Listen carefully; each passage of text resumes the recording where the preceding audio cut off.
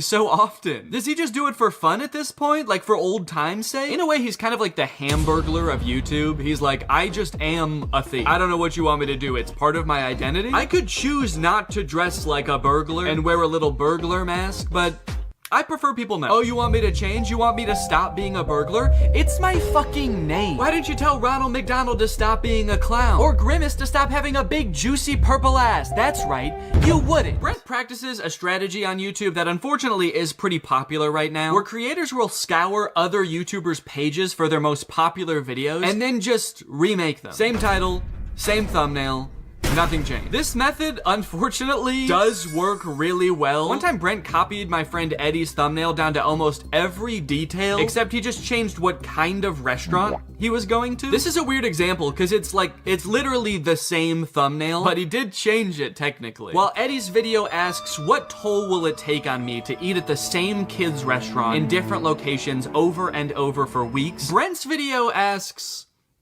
how sick would it be if I ate a bunch of really good food? I'm going to every single Gordon Ramsay restaurant in America. The answer will shock you. First impressions, this restaurant is sick. Wait, that didn't shock me. That's exactly what I thought was gonna happen. It's sick. Hi, Brent. Hi, Drew. It's Gordon. Oh, there's no way that's you. Of course it's me. That's why I'm FaceTiming you live. Listen. Why did he say it like that? Now I feel like he's not FaceTiming them live. Now, to be fair to Brent, he actually did credit Eddie in the description for using a similar thumbnail to him, but then he deleted that credit and changed the thumbnail to be copying this YouTuber instead. Brent, what's going on, man? Are you okay? He's like on a mission to copy as many YouTubers as possible. He can't even copy one YouTuber per video anymore. Now, while his thumbnail stealing is pretty bad, to give him credit, the actual videos themselves are usually pretty different. They're mostly just scripted sketches like this video, I expose the world's most evil teacher. This thumbnail is copied from a Rebecca Zamolo video, and in her video, Rebecca is testing one-star teachers to make sure they never teach preschool to her daughter. Today we're exposing the worst-rated teachers. Zadie is going to be going to preschool soon, and we cannot let her get taught by any of these horrible teachers. Still don't really know how that works exactly, but Brent's video is about a principal of a middle school who tells Brent that if he can spend the entire day with the world's strictest teacher, then he can become principal for a day. Last week, the principal of the world's strictest school proposed a bet that if I spent a full day with the world's strictest teacher, he would let me be principal for an entire day at Iron Will Academy. I don't know why the principal is making this offer to Brent, a man in his 20s with none of the relevant training. Perhaps more concerning though, I don't know why Brent is so eager and determined to become principal of a random middle school. I don't know about you guys, but I'm scared to find out. Good morning, gentlemen. This is the last person I want to see on my weekend. The last person you want to see on your weekend is the principal of a middle school you don't go to? Guys, you're all adults. He has no power over you in this circumstance. Just tell him to fuck off. Do it. Tell the principal to fuck off. In this kid's video, tell him to fuck off. So they end up spending the day with this strict teacher, and sure, she's like mean to them, but honestly, I would be too. I wouldn't want these three strange boys becoming principal either. Ow! What? Oh my god! Why are you slapping me in the face with a hot dog? Because it's funny! What? Even the kids hate Brent and his friends in this video. They cheer when they get punished. One of the kids tries to beat the shit out of them. They're like, yeah, our teacher might have been bad, but at least she is a teacher. You guys are just three weirdos. I think we have to kill you. What are you doing with Miss Harshman's water bottle? Oh, I filled it up with toilet water. Bro, Hey, that's actually a really funny idea. This water tastes like... I don't know what their goal was with that. They're supposed to get through the entire day without getting in trouble. And they're like, well, maybe if we try to poison the teacher, she'll be so dead that she can't snitch on us. It's the perfect crime. So strange plot and bad morals aside, it is just a scripted kids video. They're decently well produced for a YouTube video. I mean, Brent hired actors, rented a location for this. Outside of the content theft, Brent truly is working hard to make the world a different place. On TikTok, on the other hand, he actually does just steal videos completely, word for word, shot for shot, no credit given the vast majority of the time. But actually, the most confusing example I've seen of Brent stealing content, and the one that has stuck with me the most for whatever reason, is his music. Brent occasionally posts comedic music videos, and I guess I have the assumption that when a YouTuber starts releasing music, it's kind of like a passion project for them. You know, maybe your regular videos have become too much of a full-time job when they used to be a hobby, so you start exploring new creative outlets where you can let your real creative spirit shine. Not Brent.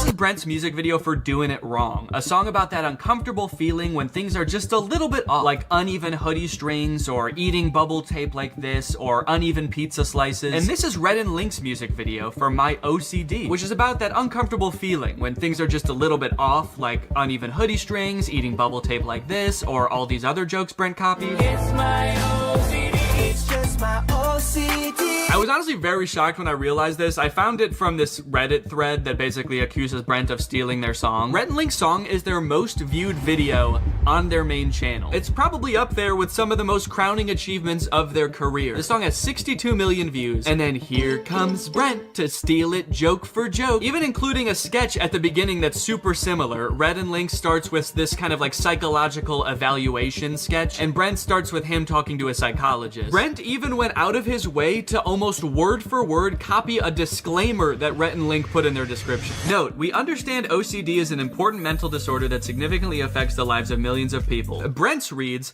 important note. I understand that OCD is a serious mental disorder that significantly affects the lives of millions of people across the globe. Now, I should point out that the thumbnail and title copying Brent Rivera does is in no way limited to Brent Rivera. This happens a lot on YouTube. It's actually a pretty big problem, I would say. It seems like almost every big kids channel does it, but even creators you wouldn't think do kind of just take other popular ideas all the time. Even creators that would like you to think they don't. I don't know if you guys know who Eric is, but here he is in a video calling out Brent for stealing his thumbnails. Brent Rivera, you are most likely to copy my thumbnails. And then here he is stealing a thumbnail. Here's Mr. Beast copying a thumbnail almost exactly. Brent particularly has done this so much and been called out for it so many times that I'm actually kind of amazed he hasn't let the criticism get to him or stop him. Brent probably has enough money to never have to work again. He probably has a ton of people working for him who could be coming up with original ideas around the clock. But instead, he insists on copying other creators. Maybe copying content is just so fun that he literally cannot stop.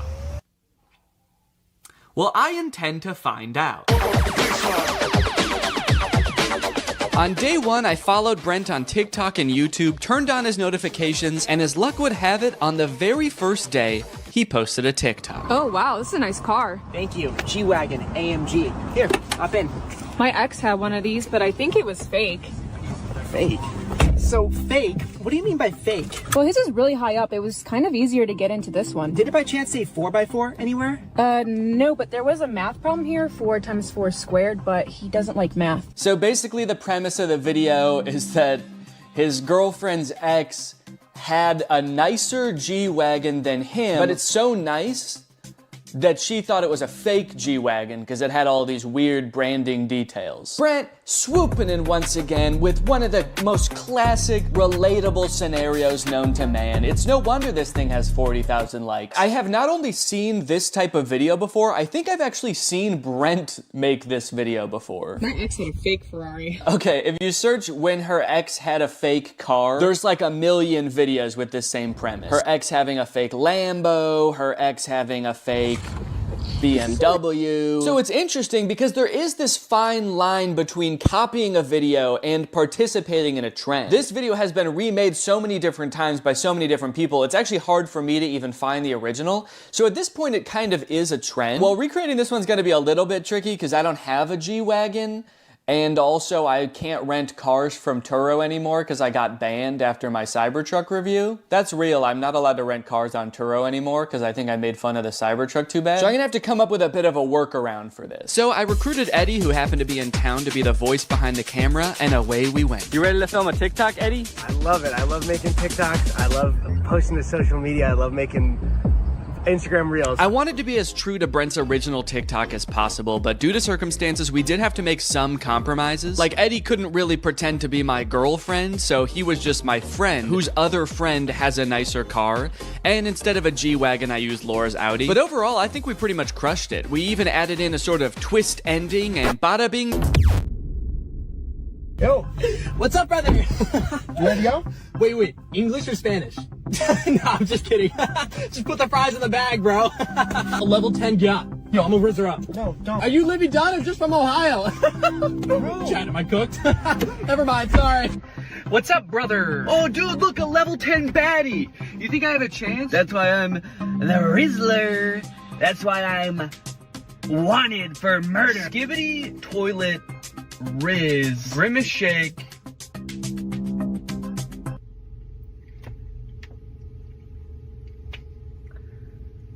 Okay, a couple days later, Brent has posted a second TikTok. I went and searched a bit on TikTok. I searched this caption, and I didn't find this exact TikTok anywhere, so this might be a Brent Rivera original. This is a bit of a trend, a person who speaks only in brain rot being like Gen Alpha TikTok slang, but I haven't seen any other in this exact format where it's two people talking in the car. So I'll give them credit where credit is due. They came up with an original idea. I will say, compared to the car TikTok that they just stole, this one is not doing as well. It has 50,000 views and only 5,000 likes.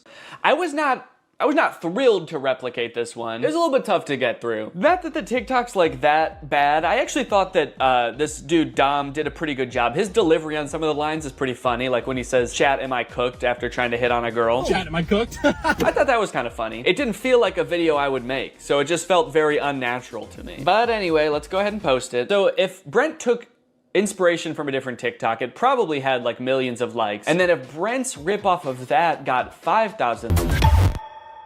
Alright, just wanted to give you an update on the TikTok so far. After posting 2 TikToks, it does seem like people are starting to catch on that I might be copying Brent. Is Danny doing the same videos as Brent Rivera? So, you caught me.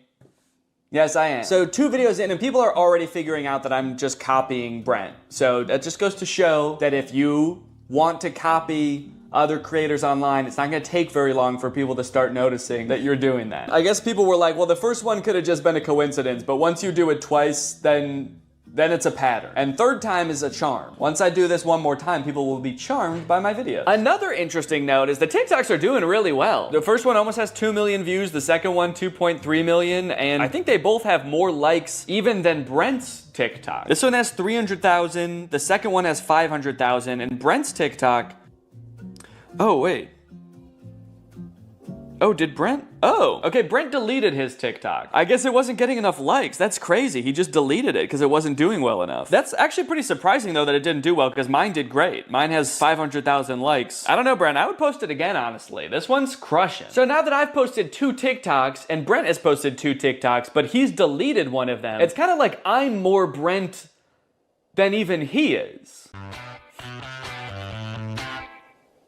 And would you say that's a good thing? You know, I never thought it could be so cool to be just like Brent. In a way, my new content strategy was even better than his. It seems like so much work to scour the web to find content to steal, but all I have to do is just steal everything Brent makes. It feels like I've got some kind of cheat code, like those websites that let you see senator stock trades. The work has already been done. All that's left to do is profit. As a content creator, I put so much pressure on myself to be coming up with video ideas all the time, so it's nice to just kick back, relax, and let Brent do all the work for a change. Maybe I could keep this up for even more than a week. Maybe I could do a month, even a year.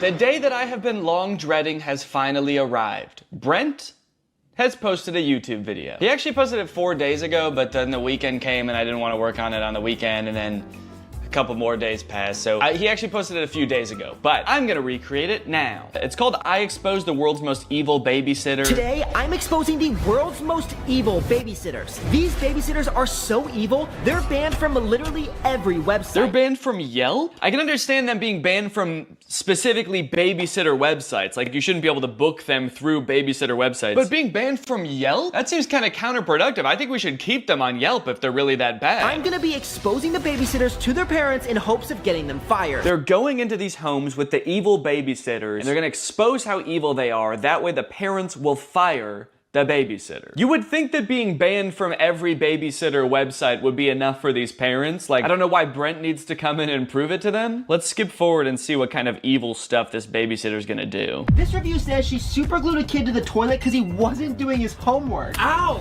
Well, that's a crappy situation. Oh, that's kind of a crappy situation. Child abuse. Yeah, that's not good. And things were bad right from the start. Can you believe these people? What am I getting honked at for? a-hole! I like that this evil babysitter is just an elderly woman that doesn't drive well. She's evil! You know, just watching her, she knows damn well how to drive. She's just doing this on purpose. And then a lot of the video seems like Brent and his friends pulling pranks on these babysitters. So they may be evil, but you know, Brent is kind of fighting fire with fire. Two wrongs doesn't make a right, Brent.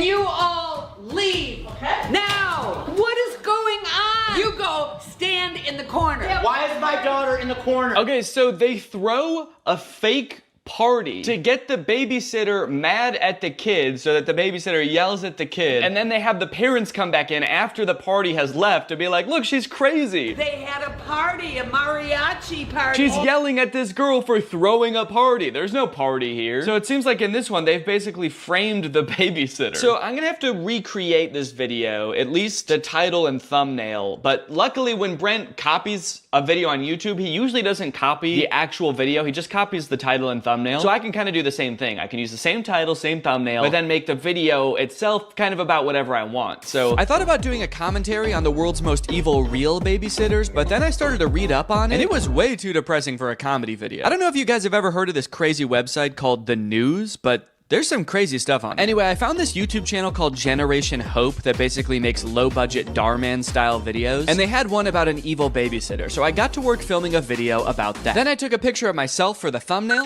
and uploaded it to my second. That night I couldn't sleep. I couldn't help thinking about something I'd said earlier that day. Two wrongs doesn't make a right, Brent. I thought by stealing content I could have some fun, grow my following, and most importantly, to be honest, kind of give Brent a taste of his own medicine a little bit, but is it worth it? That night, Brent posted 2 more TikToks that I was supposed to steal tomorrow. Both stolen from other creators, and sure, if I stole them, it could be really awesome, and I could get a ton of views. But the TikToks are so similar to the original that I wouldn't just be stealing from Brent. I'd be stealing from the person he's stealing from, too. Would I be giving Brent a taste of his own medicine? Or would I be giving the original creator a second taste of Brent's medicine? I've already gained 50,000 followers from the 2 TikToks I've posted. Stolen TikToks. What am I gonna do? What am I gonna do? Alright, I do have to recreate these 2 final TikToks in order to complete the challenge. But I need to do so in a way that doesn't affect the original creators. So, I'm gonna recreate the TikToks, I'm gonna edit them together, and then I'm just not gonna post them. There we go, perfect. Okay, so this video is called POV Your Older Sibling is Being Nice. And nice is in quotes, so it's a bunch of scenes where Brent is acting nice. He's giving his sister the last ice cream bar, he's giving her money, but he's doing it in a classic older sibling way, where he's basically being kind of mean about it. There's only one left. Here, have it. Really? Yeah, take it. Why? Take it! Jeez. Hey, Lexi, got you a coffee. Wait, what? You got me coffee? Yeah. Wait, did you get me a straw? Oh, yeah, here. This one's yours. Wait, how much was it? No, keep it. Here. Lexi, keep it. Here. Keep it! So we're gonna film that here today. I got Jake here, he's gonna help me film it. Jake, say that you're gonna help me film it. I'm gonna help him film it. Okay. I just had to check to make sure. Oh, that's the last one. Here, you can have it. Really? Take it. Why? Take it! Wait, why? You got me coffee? Yeah. Did you get me a straw? Yeah, right here. Oh my god. Oh, this is your food. Oh, how much was it? Here. Oh, keep it. No, here. Keep it! Here. Keep it! Keep it! Ah!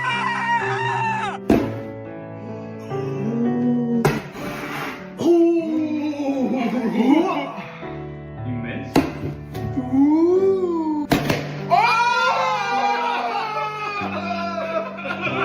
All right, that's it. A week's worth of Brent Rivera content in the bag. And you know what? I feel really good about posting those videos. I got to have my fun. I got to steal some content, make a couple videos that I knew full well if I ever did decide to post them would go so freaking viral. In fact, I had so much fun that I'm gonna keep doing it. Forever. Every time Brent posts anything online from now until forever, I am going to recreate it word for word, shot for shot, and then I'm just gonna hold on to it. So Brent, next time you steal some content, just remember, bro, I'm gonna be in my own house by myself, stealing it too. So if you're ever feeling alone, just remember that. Brent, if you're watching this and you somehow made it this far into the video, I could understand seeing all these people criticize you and having the mentality that these people are just haters, these people are just jealous. But look, man, I don't hate you. I understand you're just making videos on the internet. It probably doesn't seem like the biggest deal in the world to copy other people. Do I think you're an irredeemable person or even like the most evil person on YouTube? No, of course not. Do I think that you frequently make shady decisions to further your career? Yeah. We're both successful creators and we've both been doing this for long enough that we should be driving forces of creativity on this platform, or at the very least not using other smaller creators as rungs on a ladder to advance your own career. Maybe you don't particularly care about getting respect from other creators and literally the only thing that you're prioritizing is your bottom line. Or maybe you feel like you're making a difference in the lives of the kids who watch your videos, and so in your mind that justifies being able to do whatever to get to that position. From watching your videos, I do get the sense that you have a good time making them. I feel like if I was you, my favorite part of the job would be like getting on camera with your friends and goofing around. You probably like the parts of your job where you're coming up with funny ideas of what to do in your sketches. And I honestly would have no problem with your content if you just focused on doing that. I can tell you from experience, and I know a lot of other YouTubers feel the same way, that the more you try to exploit the algorithm or trick the system into gaining followers, like this game of copying other popular ideas, the more soul-sucking and draining this job becomes. So if you're in it because you like goofing around or you like making an impact on kids' lives, focus on that. That's awesome. I saw that TikTok someone made about you recently that you responded to, saying that your job is like their nightmare job, making content that's relatable to middle schoolers or high schoolers. And you responded with a bunch of TikToks basically saying that, you know, you make an impact on a lot of kids' lives. It did seem like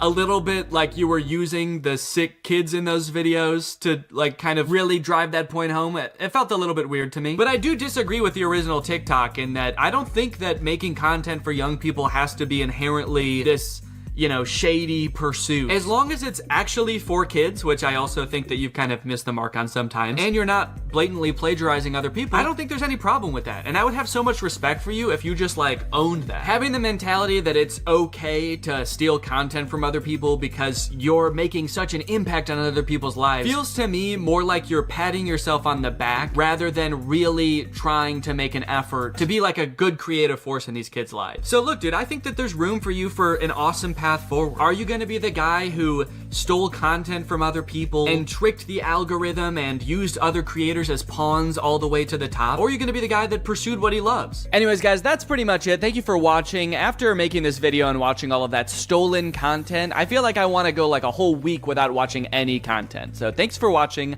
Bye-bye. What's up, Greg, and welcome back to another episode of Please Stop Trying to Give Birth at Disneyland.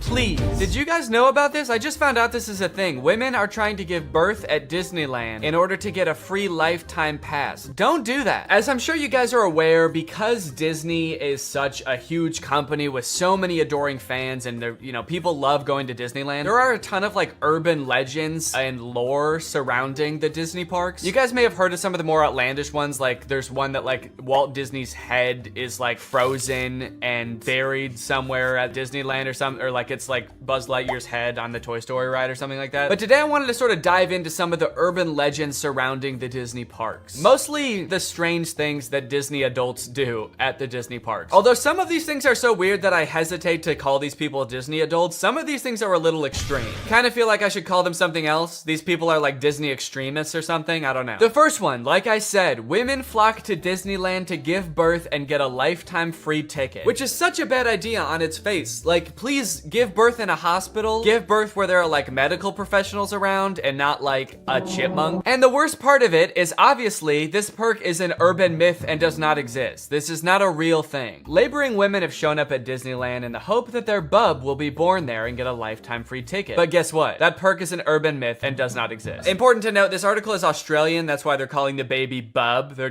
talking about a baby there. They're not talking about like a bottle of champagne or something. I'm going to Disneyland and giving birth to that bubbly dude, which is also what I call having a fart. I just gave birth to a bubbly. As a veteran of the pregnancy game, I know for sure that the journey to motherhood, okay, that's a weird way to say I've given birth before, or just that I am a mom. As a veteran to the pregnancy game. So you have kids, right? Me? Yep, yeah, that's right. I've done 3 tours of pregnancy. I've seen shit you cannot imagine. The pain, the screaming. Yeah, I've heard childbirth can be pretty tough. The innocent lives lost. Oh.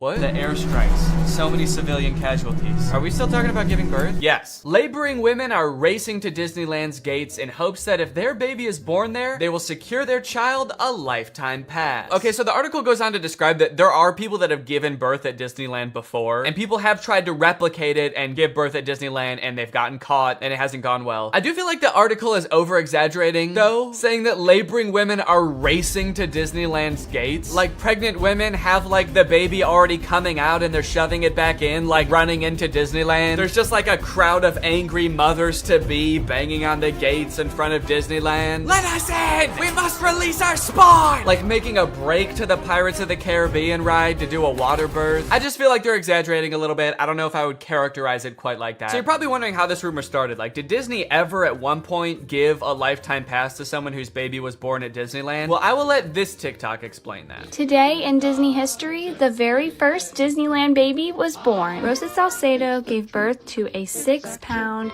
10-ounce baby girl on a bench on Main Street, USA, right outside of the Plaza Inn. Can you imagine visiting Disneyland as a family of 2 and coming out as a family of 3? Yeah, I can actually. But not because I'm gonna give birth. I'm gonna kidnap Donald Duck. You're my child now, Donald. The perfect happy family of 3. Husband, wife, and my uncle Donald Duck, who I've been holding at gunpoint for the past 16 years. There have been 4 babies born at Disneyland, and all of them have been girls, but only one has their own Disneyland birth certificate. So that might not have sounded significant, but that's actually how the rumor started. The first baby that was born there, Teresa, got a birth certificate that was just like a Disney birth certificate that says like, this is the first baby to ever be born at Disneyland. And I guess like word got out that this baby got some kind of special certificate, and then people just started assuming like, oh, that's a lifetime pass. That baby got a lifetime pass. And from that moment on, has just been a rumor that if you give birth at Disneyland, your baby gets a lifetime free pass. So honestly, if you're like that big of a Disney fan and you do this, you don't even get a lifetime pass. You still have to pay to go to Disneyland. It's just your baby that gets in for free. And I kind of feel like babies get in for free to Disneyland anyway. Is that true? Children under the age of 3 get in free to all 4 theme parks and 2 water parks at Disney World. There you go. You want your kid to get in free to Disneyland? A better conspiracy would be just pretend they're 3 years old for their entire life. That shit could actually work. The article goes on to talk about a time where someone has tried to sneak in to give birth at Disneyland, and they hid in the bathroom while going into labor until I guess employees had to like assure her that her baby would not be getting a lifetime pass, and then she was like, oh, okay, fine, then I'll just go to the hospital. Once they assured her that she would not be receiving a lifetime passport, she came out and accepted the ambulance ride to Western Medical Center where her baby was born shortly thereafter. I don't know about you guys, but it kind of sounds like she failed the test. If you know anything about Disneyland, you know how well the cast members there, all of the employees, all the staff, all the people in costumes are trained to like respond to every circumstance. It sounds like you just entered the giving birth at Disneyland experience, and honestly, you didn't make it to the end where you get the prize. It also says that this discussion board, The Laughing Place, has some hilarious forum chats about this topic. So I guess other people have been like sharing stories about this happening on this forum, but when I clicked on it, it turns out that it doesn't exist anymore, which kind of sucks because I wanted to find out more times that this has happened, but honestly, it is probably for the best. Kind of sounds like they were talking about some pretty sick shit in there. You think you're gonna go to a Disney forum and see people talking about like, my favorite movie's Coco, but instead you see people talking about like, I'm gonna give birth inside of Pluto's house. I'm gonna go to Disneyland and get fucked by Goofy, and then Goofy's gonna be the father of my child, and I'm gonna give birth on It's a Small World. And I'm gonna make Elmer Fudd cut the umbilical cord. Is Elmer Fudd a Disney character? I actually don't think he is. But he's gonna be there anyway. And then me and my freak mutant, half goofy, half human child will both get lifetime passes. Free pass for life for my little freak. Passes or not, being born in Disneyland is a pretty cool claim. Yeah, I mean, I guess so. The way this is written, it kind of makes it sound like, so you might not get a free pass, but I don't know, it's worth a shot. You might want to do it anyway, just for shits. I've actually found a little bit of discussion about this on TikTok as well. Quick question, what's stopping me from giving birth in Disney World? Like in the Magic Kingdom, on a ride, in the Epcot ball? I think this TikTok in particular is a joke, but the comments under this TikTok are actually very interesting. I went into labor at Disney. They were not cool about it. And people like responded asking her to elaborate, and she goes on to detail her experience going into labor at Disney. And from her experience, it kind of sounds like the second anybody starts going into labor at Disney now because of this conspiracy, the entire staff immediately flips and like makes it their top priority to get get you out of the park and like to a hospital to give birth. And I guess that sometimes they can be so rushed trying to get you out of the park that it comes off as rude, but obviously they're just like concerned for your health. They also don't want this rumor escalating of like people giving birth getting a free pass. And also it's just like people in sweaty mascot costumes trying to not deliver a baby because that's not their job. So sometimes I guess it comes off as rude. But the funny thing is, from this woman's entire explanation, it sounds like she didn't even know that this urban legend was a thing. So in her head, I guess she just like broke some unspoken rule at Disneyland that she had no idea about and made the entire staff of the happiest place on earth turn on her in an instant, which is so funny to me. Hello there, what can I get for you? Yeah, can I just get a medium root beer, please? Oh, great. Oh, great, another guy here to put his balls in the root beer. What? Hey everybody, this guy right here is about to pull out his big fat balls in front of everyone, in front of a bunch of children, and put his balls in a glass of root beer. Why would I do that? Don't play dumb. I'm not playing dumb. I am dumb in this situation. You've clearly heard that if you put your stupid fat balls— Why do you keep calling them fat? In the root beer at Disneyland, you get to spend the night with Minnie Mouse. Oh, what the fuck? No, I just wanted some root beer. Is that true? No, it's an urban legend. But no matter how many times we tell people it's not true, we still get perverts like you coming to Disneyland, ordering root beer just so they can put their stupid— Don't call them fat balls in it. Oh, come on, man, don't cry. I already am. Why do you still sell root beer if this keeps happening? Because if you shit in the root beer, you actually do get a free fast pass for Space Mountain. Okay, I don't want to put my balls in root beer, and I definitely don't want to shit in the root beer, okay? I legitimately just want to drink some root beer. Oh. Sorry, my bad, man. I didn't know. Okay, well, that's literally what I asked for, so here you go. Ah, what the fuck is that? It's Walt Disney's head. You said the secret code, so here's his head. No, root beer. What? I wanted root beer. I wanted to drink root beer. So no head? No. Overall, pretty disappointing that anyone actually believed this in the first place. In what world would Disney want to foster an environment where mothers are coming into their park, their theme park, to try to give birth? Especially if they're not like billing it back to the person that gave birth and being like, okay, here's your hospital bill, and because it's Disney, it was $1 million. Now, by now, it should be no surprise to you that there are some people in this world that want to spend every waking moment of their lives at Disneyland, especially their most precious moments in life, which is why you can also get married at Disneyland. Let's take a look at some of the craziest places you can get married at Disney World. Starting at $12,000, you can get married at the Haunted Mansion in Disney World. But just like expecting mothers trying to sneak into the bathroom to pop out a quick person, couples are of course also trying to cheat the system and avoid paying to have their wedding at Disney. So they'll just like sneak in with like themselves, maybe a couple family members and an officiant, and just like have the wedding in like a somewhat secluded area of the park. Here we have an article that details a San Diego couple sharing their secret Disneyland wedding story. Not many people can say they secretly got married in Disneyland's Sleeping Beauty Castle. 2 years ago, Gabriel and Andrea had been saving up for their dream wedding at Disneyland. However, when they began looking for wedding options at the park, the couple said that the cheapest option was $12,000. Instead, they decided to spend their life savings on a house. Great move, honestly. No complaints so far. That's a very wise choice. So Gabriel and Andrea decided to have a secret wedding at Disneyland. The couple gathered Gabriel's oldest daughter, an ordained minister, a witness, and packed their bags, heading for Disneyland for what they called a guerrilla-style wedding. Now, I don't know much about weddings. I've only had one, but I do know that you don't generally want to have them guerrilla-style. Like when we were planning our wedding, that word almost never came up, I don't think. Just imagining them describing their wedding afterwards, like, yeah, it was so romantic. We hid in the bushes for 8 hours in the hot Florida sun wearing camo paint, waiting for the crowds to die down. You know, just sort of waiting out the crowds and the gunshots, the airstrikes. Airstrikes? Then we popped out and I said I do. Happiest day of my life. Here's my favorite picture of the big day.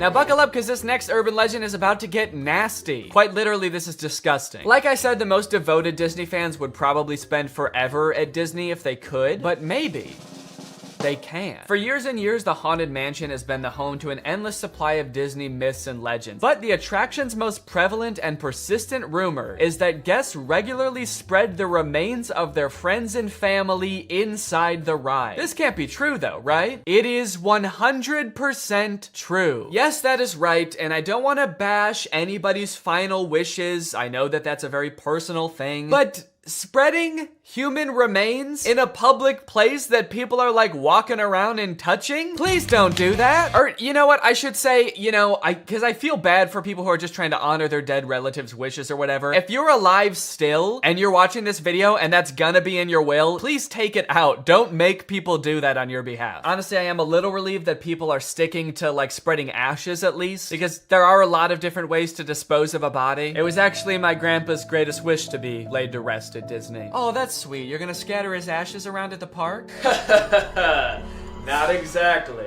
The Haunted Mansion probably has so much human ashes in it, it's not even funny, said one Disneyland custodian. Blah! That is the nastiest thing. Oh my god. Don't do that. Do not do that.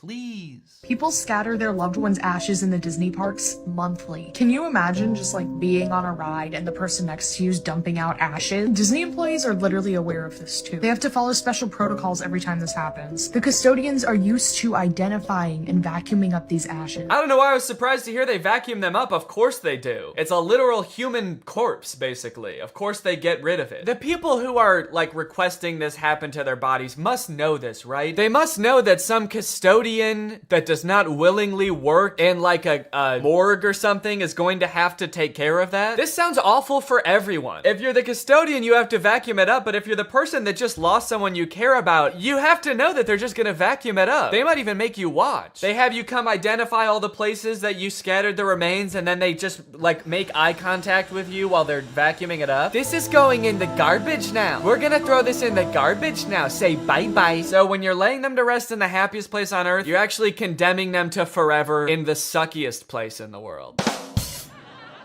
Yes, that is a very funny joke. And people will put them anywhere too. Like flower beds, bushes, the lawn at Magic Kingdom, outside the park gates. Outside the park gates? They'll put this shit anywhere too, you know? Outside the park gates, on the highway on the way home, the McDonald's across the street, Universal Studios, shit anywhere. It doesn't really matter. I feel so bad for the employees that have to deal with this, honestly. That would be so scary. Honestly, even as a patron, you know, I honestly like going to Disneyland every once in a while. I think it's pretty fun. But next time I go, I am going to be terrified that I'm like touching human remains at all times. Especially now knowing that they put them everywhere. I'm gonna be eating a turkey leg and wondering like, is this actually some guy's leg? They're most frequently dispersed around the Haunted Mansion, which is kind of perfect if you ask me. Okay, this girl's actually a little bit too into it. But now this whole ashes thing, which is not really an urban legend, is actually true, has actually spawned urban legends out of it, as you can see here. Have you heard of the legend of the crying boy at the Haunted Mansion in Disneyland? The story goes a mother spread her son's ashes without permission from Disneyland, and you can see him crying as you're exiting the ride. Spooky. I wonder why he's crying. Maybe because his ashes are in a vacuum. Maybe because he was a little boy and his mom spread his ashes in the scariest ride at Disneyland. The mom was like, yeah, my son used to love this ride. Every time we would get on it, he would be screaming and crying and shaking because he was so happy and excited. So I decided this is the perfect place for him to spend the rest of eternity. In a rundown castle of pure terror. It's what my darling little boy would have wanted. All in all, it seems to me that Disney, this giant corporation that owns like every media property known to man, has their grubby little fingers wrapped around people a little bit too tightly. It's like you already have every movie and TV show. Do you really need people like begging to spend their entire lives at your theme park also? But even still, with people spreading their loved ones' ashes at Disney, people trying to give birth at Disney just to get free tickets, Disney is still trying their best to immerse you in their parks as much as possible to make you never want to leave. Recently, Disney opened up the Galactic Star Cruiser Hotel, which is a Star Wars hotel and experience. I think it's like a 2 or 3 day long experience where you are like in this hotel. There's like a story that you have to follow about shit going on around you. It seems very immersive, and to a pretty big Star Wars fan, honestly, it sounds pretty cool. But it is also $5,000, and instead of windows, your room has a screen that just shows a video of outer space playing. So, you know,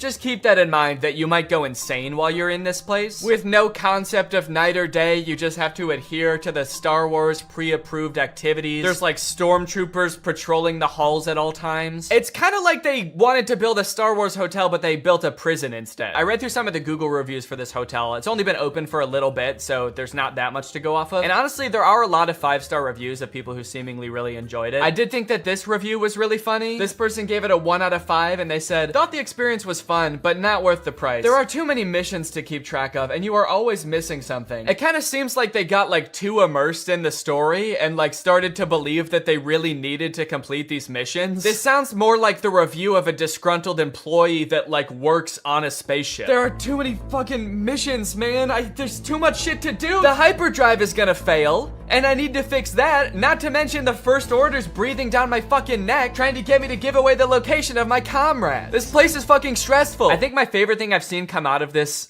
Star Wars hotel is this apparently now deleted ad for the experience that says, strike unlikely alliances in your very own Star Wars story. Apparently when you come in, you can decide if you want to be like on the good side or the bad side. So this, holy shit, this place is metal, dude. This goes hard. It's crazy to me that you actually can choose to be on the side of like the evil intergalactic fascists, basically. You and your preteen daughter can don First Order uniforms and betray one of your favorite character's trusts, Chewbacca, giving away his location and leading the First Order directly to him, who will take him away to be tortured and then eventually executed. It might be a little too immersive. It might be. We're gonna start hearing people come back and you're gonna be like, how was your trip? You went to the Star Wars hotel, right? And they'll be like, the guilt over my actions will haunt me forever.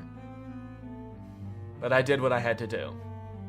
It was honestly fucking sick. I loved it. And honestly, like, if someone offered to bring me there for free, would I go? Yes, I probably would. Yeah, honestly, I would like to go 100%. I would like to go. And as if living in an intergalactic prison day-to-day life is curated by Disney. Oh gosh. I feel like we have so much chemistry together. Me too. This has been great. This date was a lot of fun. I really haven't connected with anyone like this in a long time. Fantastic. How likely would you be to recommend this experience to a friend? What? On a scale from 1 to 10, how would you rate my performance? Performance?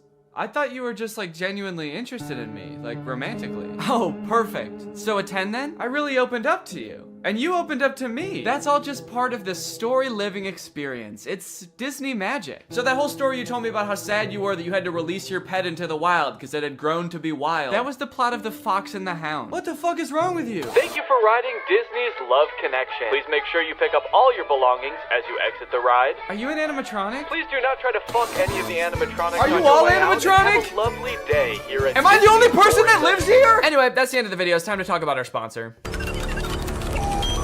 What's up?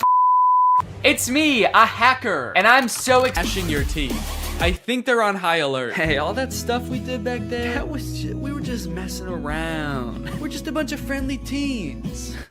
Don't look at her. Do not look at her. Okay, well, that's obviously not allowed. You guys were about to kill them. And also, the emergency monster laws are in effect, and there's definitely one forbidding such things. Technically, the Forbidden Forest is within the school district. What? So, welcome to Seabrook. What? Wow, guys. The emergency monster laws are working great. No, you did so good. You did such a good job. They were so close to killing you, and they only stopped because they found out Bonzo's not allowed to prawn. So... good rule. So just like that, the werewolves enroll at Seabrook High. And wait a minute, all of the werewolves look the same age. Are they all teenagers? Or are some of them like 80 years old? Are some of them babies? And how does that work in dog years? Are they going to classes? I don't even know if they know how to write. They're not gonna be able to find the moonstone. They're gonna be too busy failing all their classes. So Zed is worried about do it like the zombies do. Yeah, for some reason I feel like the werewolves aren't gonna care who becomes the class president. They don't know what a president is. They don't know what school is. They live in the woods and they wear moonstone, dude. You have no fucking clue. Come on, we've got moves to bust. Throughout this whole movie, Addison has her own thing going on too, where she just feels like she doesn't belong anywhere. That's right, despite being a that's it! That's why she doesn't fit in! That's why she has ugly hair. It's cause she's a different species. It finally makes sense, so they do a little dance, they do a little wardrobe change, and now she's a werewolf. Damn, that was a fast costume change. Did she know they were gonna rip her clothes off down there? This seems terrifying if she didn't. The rest of the gang gets worried when they realize Addison is gone with the zombies, so Zed shows up and he just fucking kills one of them. Nice story, but it doesn't concern us. Nice story about you and your unknown electricity fuel, but we've got our own problem. We're looking for a mysterious power source. But it does concern you, Willa. That could be your moonstone, right? Oh, shit, she's right. So for the rest of the movie, Addison is like pretending to be a werewolf. She shows up to school the next day and she's like, I'm a werewolf. I've always been a werewolf. Maybe I'm not meant to be cheer captain. Maybe I'm meant to be eating gerbils. What do werewolves do? I actually don't know what they do. I know I am one, I just don't know what we do. Then we get the presidential debate between presidential debates should go. I'm a real human. There's no danger in that. They're real monsters. Man. What if they turn back? There should be singing, there should be choreography. One of the sides should be claiming that the other is a dangerous beast. And President Biden, how would you respond to that claim? He wants to eat me! He's trying to fucking eat me! The demolition of the power plant is imminent, so the werewolves rush there to stop the mayor from destroying all their moonstone. Via song? It does not go very well. But for a government that just found out werewolves exist, they sure seem to have the exact chemical compound that would hurt them most. Colloidal silver shuts down their nervous system instantly. Just a hunch. Then Addison and the cheerleaders show up, and then Zed and the zombies show up, and now they're all singing, trying to convince the mayor to shut this thing down. Not even in that part of the power plant. He's just standing alone in the main entrance now. You can hear music just vaguely echoing through the plant. Okay, I get it. I think I figured it out like 20 minutes ago, guys. Okay, so I've got good news and I've got bad news. The good news is they decide not to blow up the power plant. Stop the detonation. The bad news is the demolition guy accidentally does it anyway. Shut it off. I can't. And also, Addison finds out she's actually not a werewolf. Don't know, they sort of just look like regular people to me. You look like a teenager who lives outside. She's not a werewolf. Oh, that's so embarrassing, dude. We all saw you act like a werewolf. You dressed up like one and everything, dude, no! Don't worry, this movie does. And that is Zombies 2. And now it's time to talk about our sponsor. This video has been sponsored by...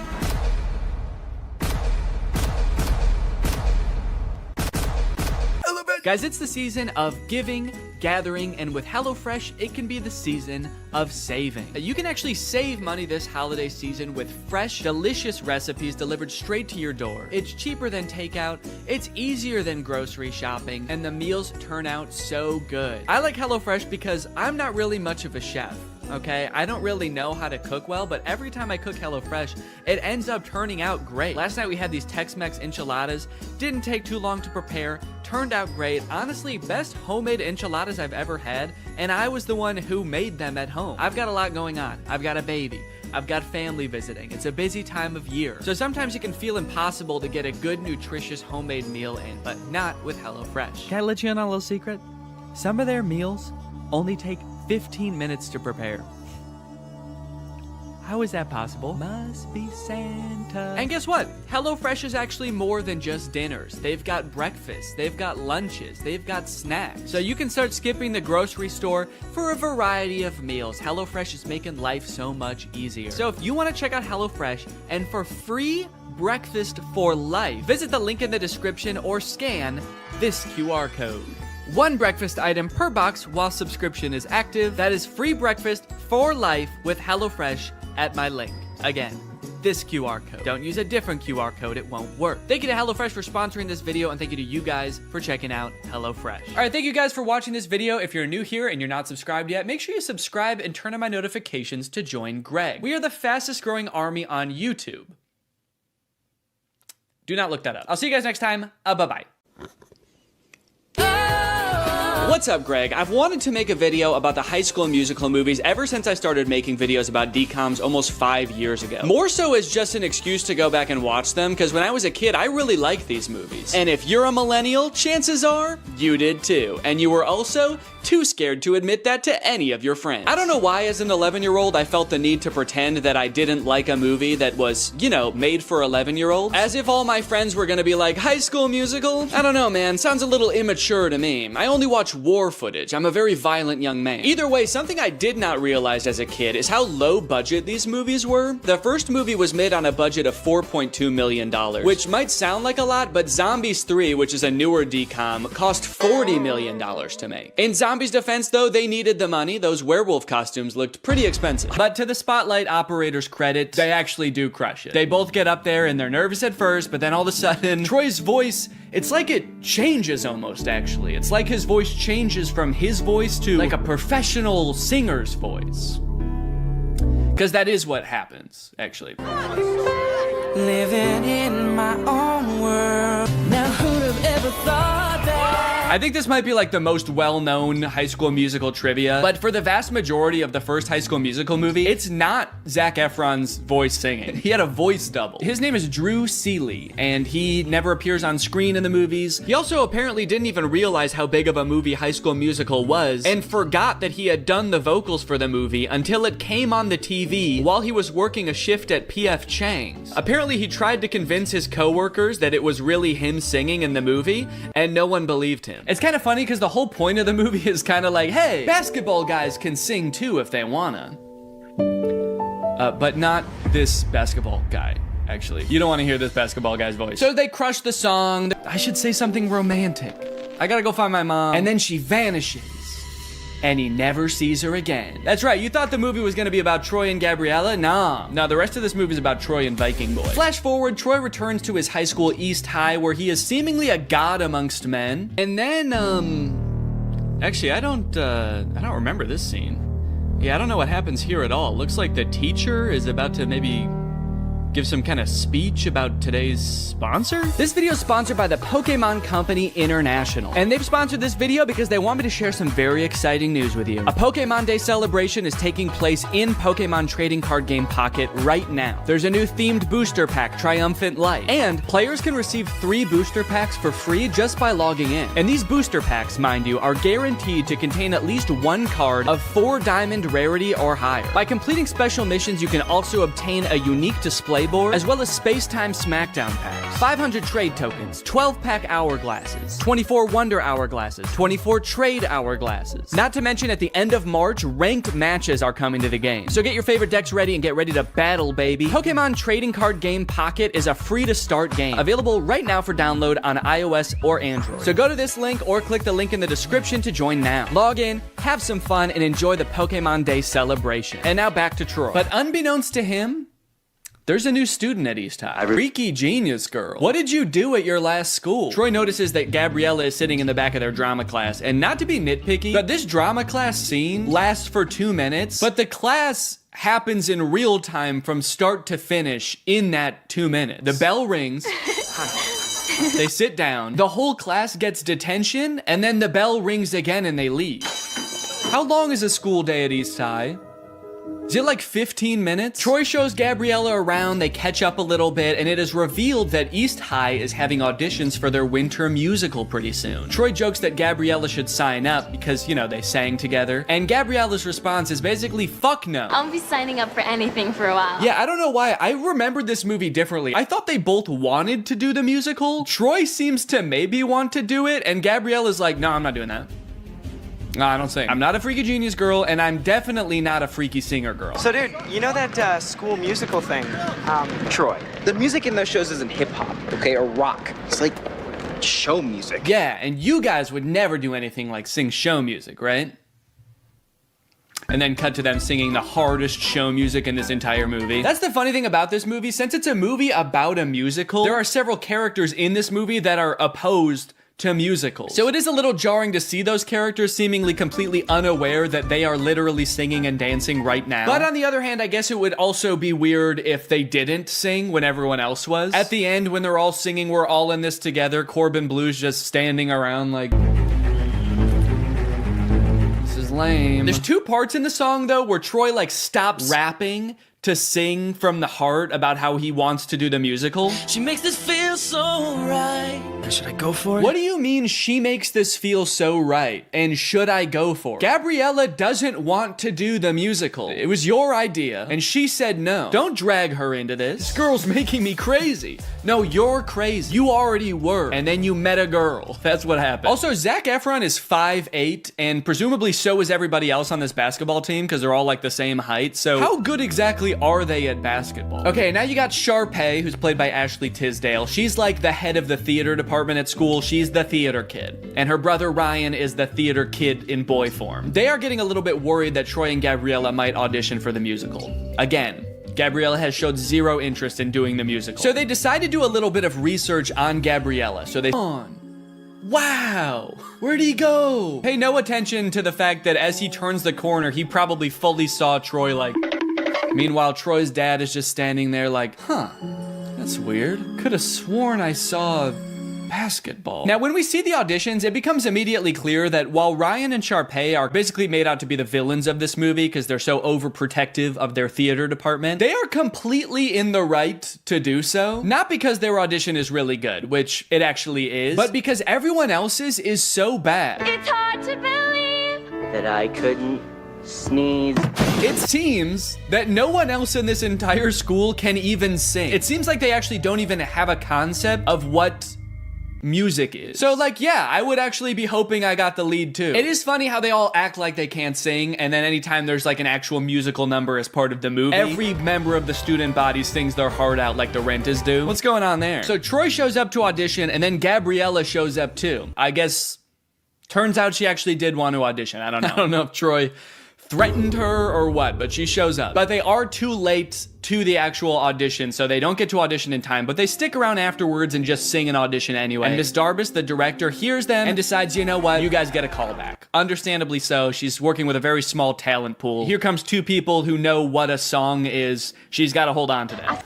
It feels so right to be here with you. Okay. Yeah, I don't remember this part being so pitchy, but this actually is Zac Efron's voice. Here with you. Yeah, this is very uncomfortable. Can we get Drew Seeley in here, please? Start of something new. It's a Pairs audition. Saying it's a Pairs audition kind of implies like I would audition without you if I could. I guess Troy meant what he said earlier to the webcam. He really does not care about Gabriella. He just wants to be in the musical. Gabriella is not important. You might make the mistake like I did when I watched this as a kid of thinking this is kind of like a Romeo and Juliet story about Troy and Gabriella. And it is a Romeo and Juliet story, but Gabriella is not Juliet. Juliet is just the musical. Don't sing and dance with them like you learned a valuable lesson. Get out. If Gabriella dropped dead right now, you would dance on her grave.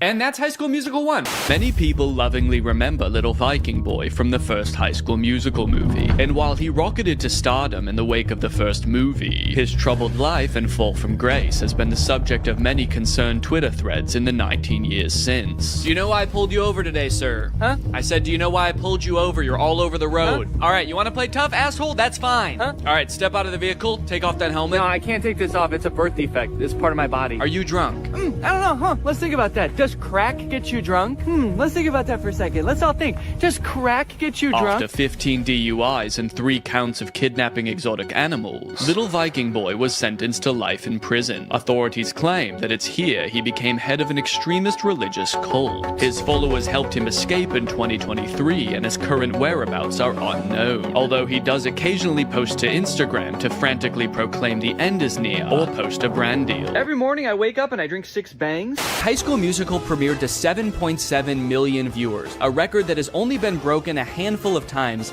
in the nearly 20 years since. But one of my favorite things to come out of the success of this movie, which I totally forgot about until I was making this video, was the live concert. I forgot about this until I went to the library to check out the DVDs for the 3 movies, and they happened to have a DVD of the recording of High School Musical in concert. This feels pretty unusual even to this day for a Disney Channel movie to put together a live touring concert featuring the actual cast of the movie, selling out arenas with audiences in the tens of thousands around the world. But it wasn't the whole cast, actually. Zac Efron couldn't be there because he had a commitment. He was filming Hairspray at the time. So who did they get to fill in for him? Living in my own world. Didn't understand. It's Drew Seeley! Drew Seeley! I'm sure they advertised the fact that Zach wasn't going to be there and Drew would be in his place, but I have to imagine every concert, there were like 1 or 2 kids that were like, what the fuck? Zach looks different in person. With all the success of the first movie, they had to crank out a sequel fast, which they did, releasing High School Musical 2 in August of 2007. And you might think it would be impossible for them to catch lightning in a bottle twice, but oh baby did they. What time is it? Sequel time. High School Musical 2 is often regarded as the best High School Musical movie. Out of any High School Musical movie, this one has the most moments that have lived on in the cultural zeitgeist even today. The movie starts just as the school year is ending. The musical is long over, so if you were expecting to get that out of your head right now, you're never gonna see that musical. Why does he do that? Now, the trouble in this movie begins because Troy wants to make some extra cash this summer. His parents are making him pay for college, despite them clearly being very wealthy, taking vacations at ski resorts and living in a literal mansion. So I can take that little hottie on a proper date. You can't see it, but he's actually not talking about that girl in his grade. Miss Darbus is just standing right outside of frame. This post-workout scene has a lot of gems, like Mr. Bolton's insanely long shorts. Dude is criminally insecure about his knees. Also, Troy about to drink from an entire gallon of milk from the fridge. And then he gets a phone call revealing that his ringtone is "Get Your Head in the Game." Uh-oh. Is that a real song in this universe? So in the first movie, it seemed like Sharpay might have had a little crush on Troy, but in this movie, she's got a big crush on Troy. She's like, he's the most popular guy in school, and I think I'm the most popular girl in school. It's a match made in heaven. So she pulls some strings at her family's country club to get Troy a summer job there. The only catch is Troy requests to get like the entire school hired, and somehow that works. So Troy shows up with his entire basketball team. You got Chad there. Also, the nerdy girl who loves to hip-hop dance got a job there. You got Vanessa Hudgens' stunt double working there. Mrs. Montez, it would seem your lunch break does not start for 3.5 minutes. In order to keep the conflict of this movie moving along, they have to make it seem like they are just kids. So some of the insane demands that their job is asking of them is just like, hey, can you show up to work on time and make sure you clock out at the end of your shift? And the entire student body of East High is like, we're in prison! They're not gonna pay us until we provide a service? What kind of dystopian universe is this? Mr. Fulton is 100% correct to be strict, by the way. Several times throughout this movie, he catches them doing things they're very clearly not supposed to be doing. If I was a basketball recruiter and I saw that championship game, I would be more concerned about the lights going out and then everybody leaving at the same time to watch and then come back and win the game like nothing happened. And then also how they all sang a song after that. That's what I would be concerned about. But yeah, I'm sure he played well too. You know, between the two of us here, we pull a little weight over at the school.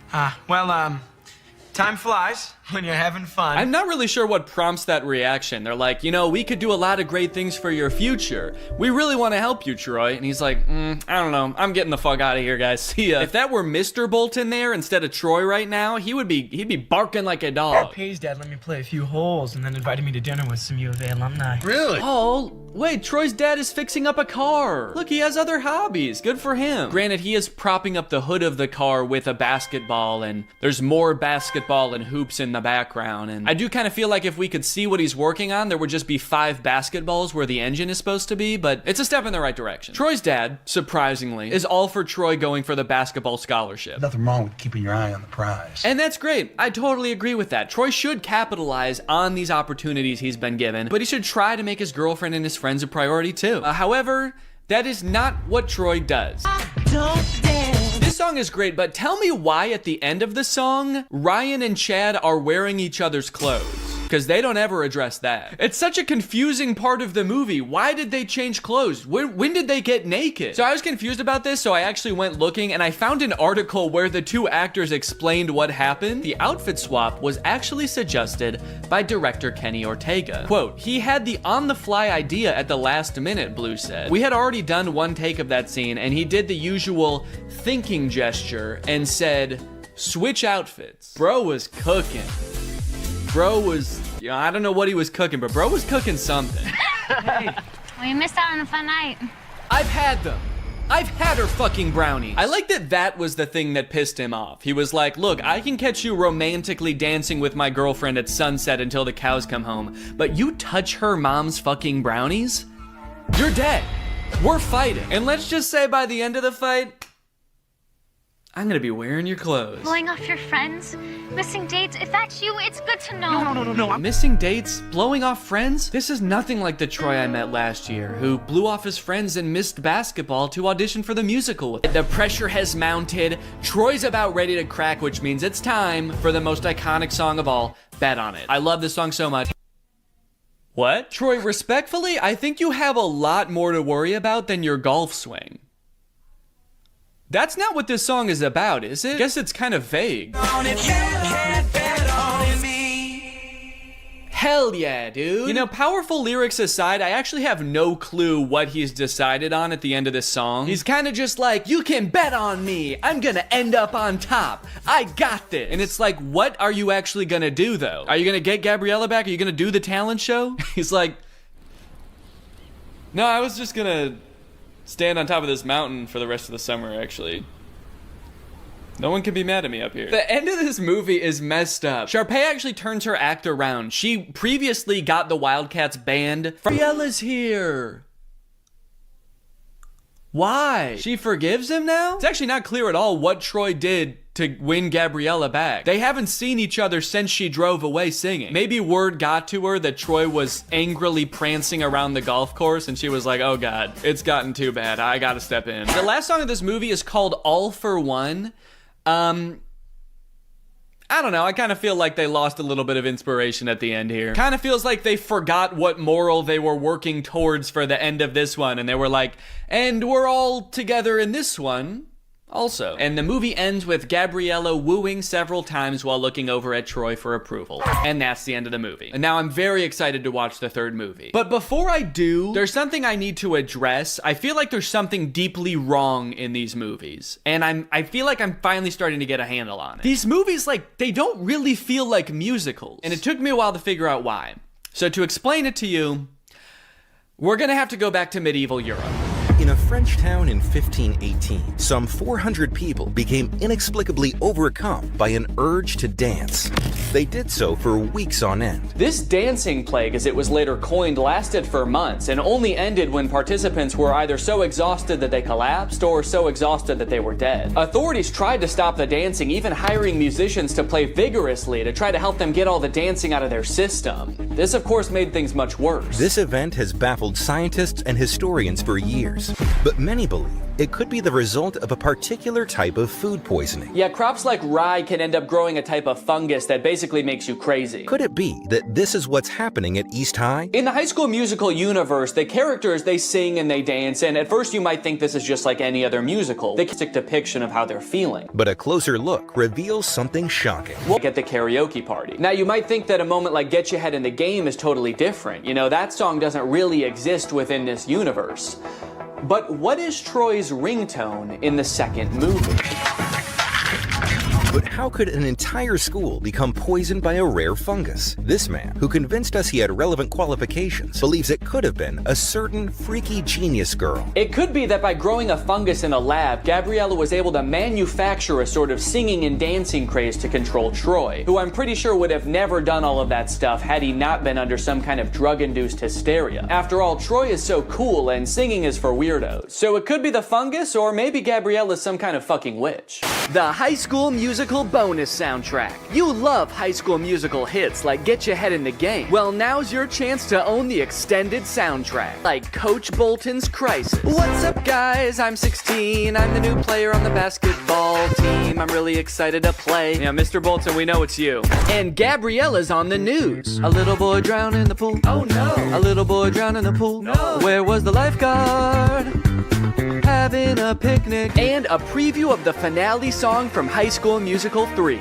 We're all friends together with each other. We're all together at the end again, and we're friends. We're still friends. And classmates, we go to school together. We learned a lesson, and now we're gonna switch clothes.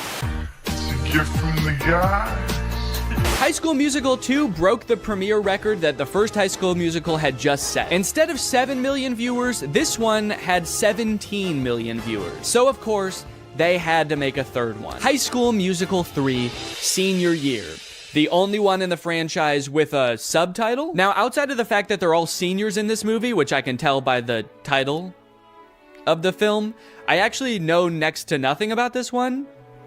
I've never seen it. Yeah, I know I made it sound like I was a really big High School Musical fan, but by the time the third one came out, I was 14. And unlike the first two, this one came out in theaters. And as a freshman in high school, I was much too embarrassed to ask my friends if they would go see a High School Musical movie in theaters with me. So I decided it would be way less embarrassing if I waited until I was 30 years old to watch it for the first time in front of millions of people. And we're back at East High, baby. Zach's playing basketball. There's a dog in the crowd. Is this an Air Bud crossover? Zach's like, oh, my head's just not in the game tonight. Can we get in the sub? This gold lab comes in and just slam dunks it a couple times. The movie opens on the Wildcats with their backs against the wall. It's the championship game. They're behind, and there's only 16 minutes left. Whoa, Mr. Bolton rocking a middle part. That's new. Mr. Bolton gives a speech about how there's only 16 minutes left. There's 16 minutes left. And then they sing a song about how there's only 16 minutes left. Ooh. A song about there being 16 minutes left in a game. We're getting very specific with these songs. I think they're starting to run out of ideas.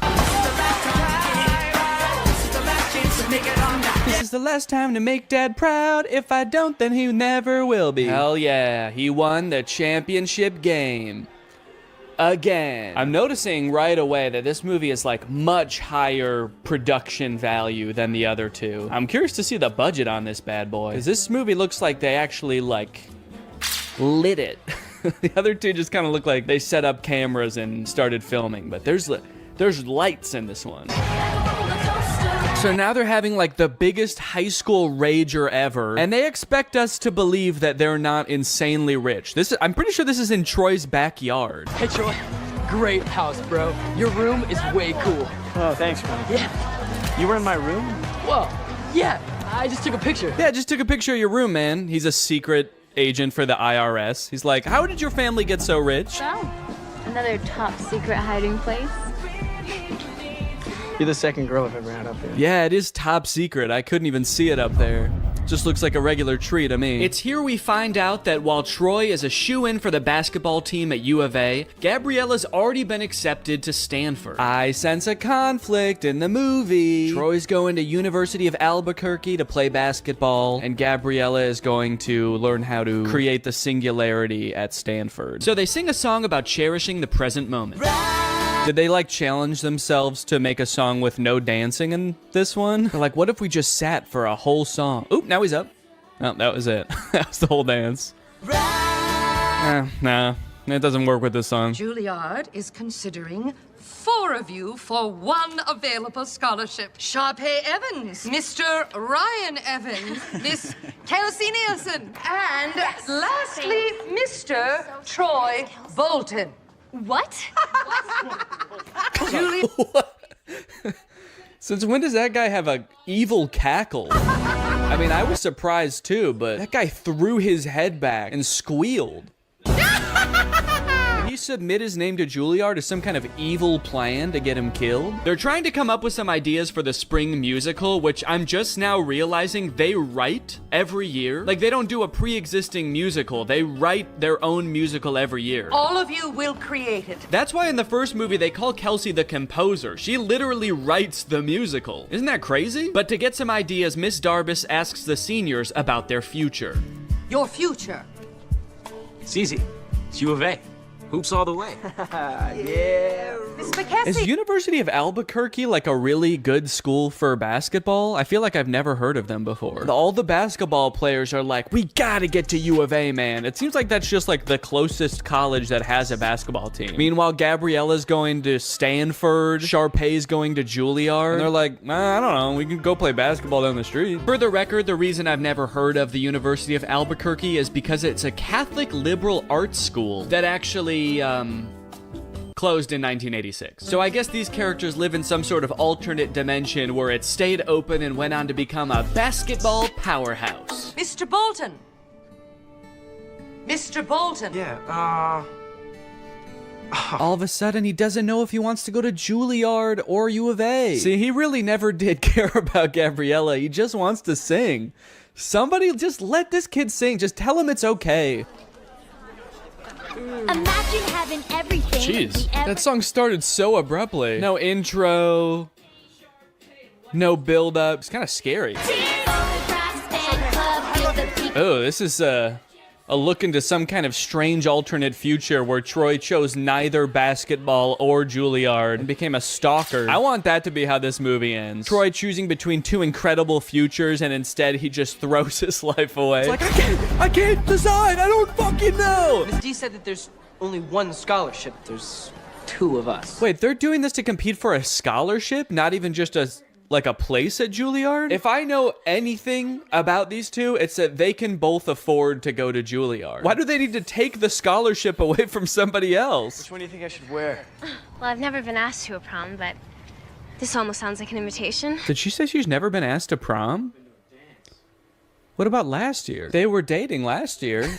Troy didn't want to go to prom with her. His dad was probably making him run basketball drills. The only place you're going, Troy, is downtown with the ball. Make sure you bring the ball. Time for another song about how much Troy and Gabriella love each other. There's already like two very sentimental songs between these two. They are really setting us up for heartbreak, I feel. And also just spending like an unnecessary amount of time being like, these two are in love, okay?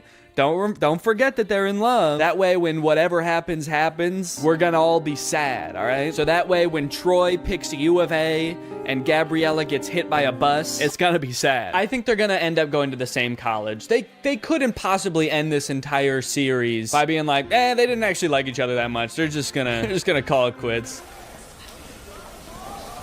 Where's our clothes? Yo, Rocket Man. Why do I feel like they're about to haze these kids? You know, we weren't just given these lockers. We had to earn them. Right. Oh, they're definitely about to haze these kids. Now drink this entire bottle of Absolute. That'd be a crazy twist in this movie. Just a little hazing. Troy is not better than doing some hazing. Oh, I thought I heard you. I was just making some snacks inside. Are you guys hungry? Only if it's your brownies. I've had them. Bring those out here. Could you take me after school to check out that tuxedo? Tuxedo? For what? For prom. Oh, honey. If that's what you call an invitation, you'll be dancing with yourself. He's like, okay. I wasn't inviting you. I'm gonna ask Miss Darbus. Then comes a song about getting ready for prom featuring, I think, the funniest moment in any of these movies. I think this tux is too baggy, too tight, it makes me look weird. Yeah, this movie's kind of funny, man. Makes me look weird. Do I want classic or vintage or plaid? I like that they're like, should I wear plaid or ruffles or a really old suit? And it's like, no, you should wear, just go to Men's Warehouse and ask for a prom tuxedo. Should I wear the ugliest thing that you've ever seen? No, just go. Just tell them you're going to prom and they'll just give you the most generic tux you've ever seen. Can't wait to remember. This reminds me of when I was a senior in high school and I was getting ready to go for prom, and I sang this song called It's Gonna Be the Night to Remember, and me and all my boys got dressed up in weird suits and danced around on the stage. This is kind of just like that, actually. Let's dance! Am I crazy, or is there like actually too much music in this movie? I feel like the plot is kind of moving at a snail's pace because every 2 minutes there's a song and it's like, here's what's going on right now. We're thinking about going to prom. We're Troy and Gabriella. We like each other. Also, the stakes feel very low right now. What am I supposed to be worried about right now? Troy is like, I don't know what college I want to go to. And Gabriella's like, I also have choices to make. I still have decisions to make too. And she has not elaborated. And so I don't know what I'm supposed to be worried about. Now they're at some kind of junkyard.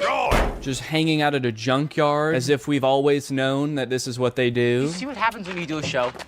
You're like 5 people. Yeah, but what's so bad about that, man? We used to come here as kids, we'd be 10 people. Yeah, I remember that because they used to talk about that in all the other movies, how they used to come to the junkyard.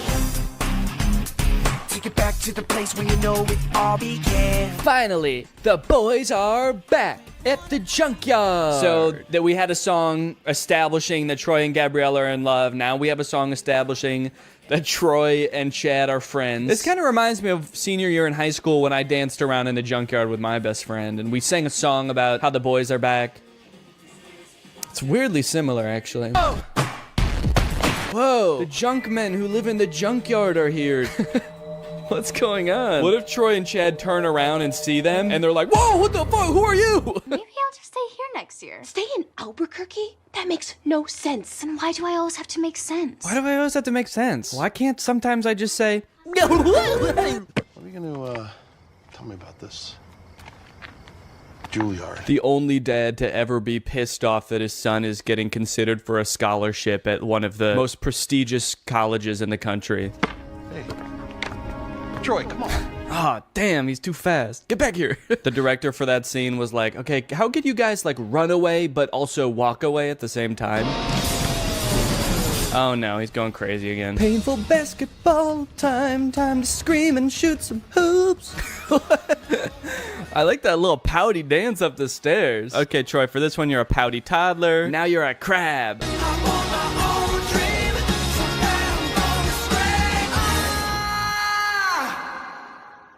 Man, he wasn't kidding. He was really gonna scream. Well, now that he did it, I hope he can figure out what he's gonna do. Now that I got that out of my system, I'm for sure going back to U of A. I don't care about singing. Miss D, I know I'm not supposed to be here. Aren't you? Last one out turns off the lights. You know, she might seem cool about Troy being there right now, but as she walks through the school to get back to her car, she realizes he totally trashed the place. She's like, he tore down posters? He flipped an entire hallway upside down? How did he do this? I don't think I can do it, Troy. Uh-oh. Is that a Dr. Pepper in the background? That looks good. I've chosen basketball. But I've also chosen theater. The University of California, Berkeley. Okay. I'll be honest, I did not know that was an option. They made the Mr. Beast logo.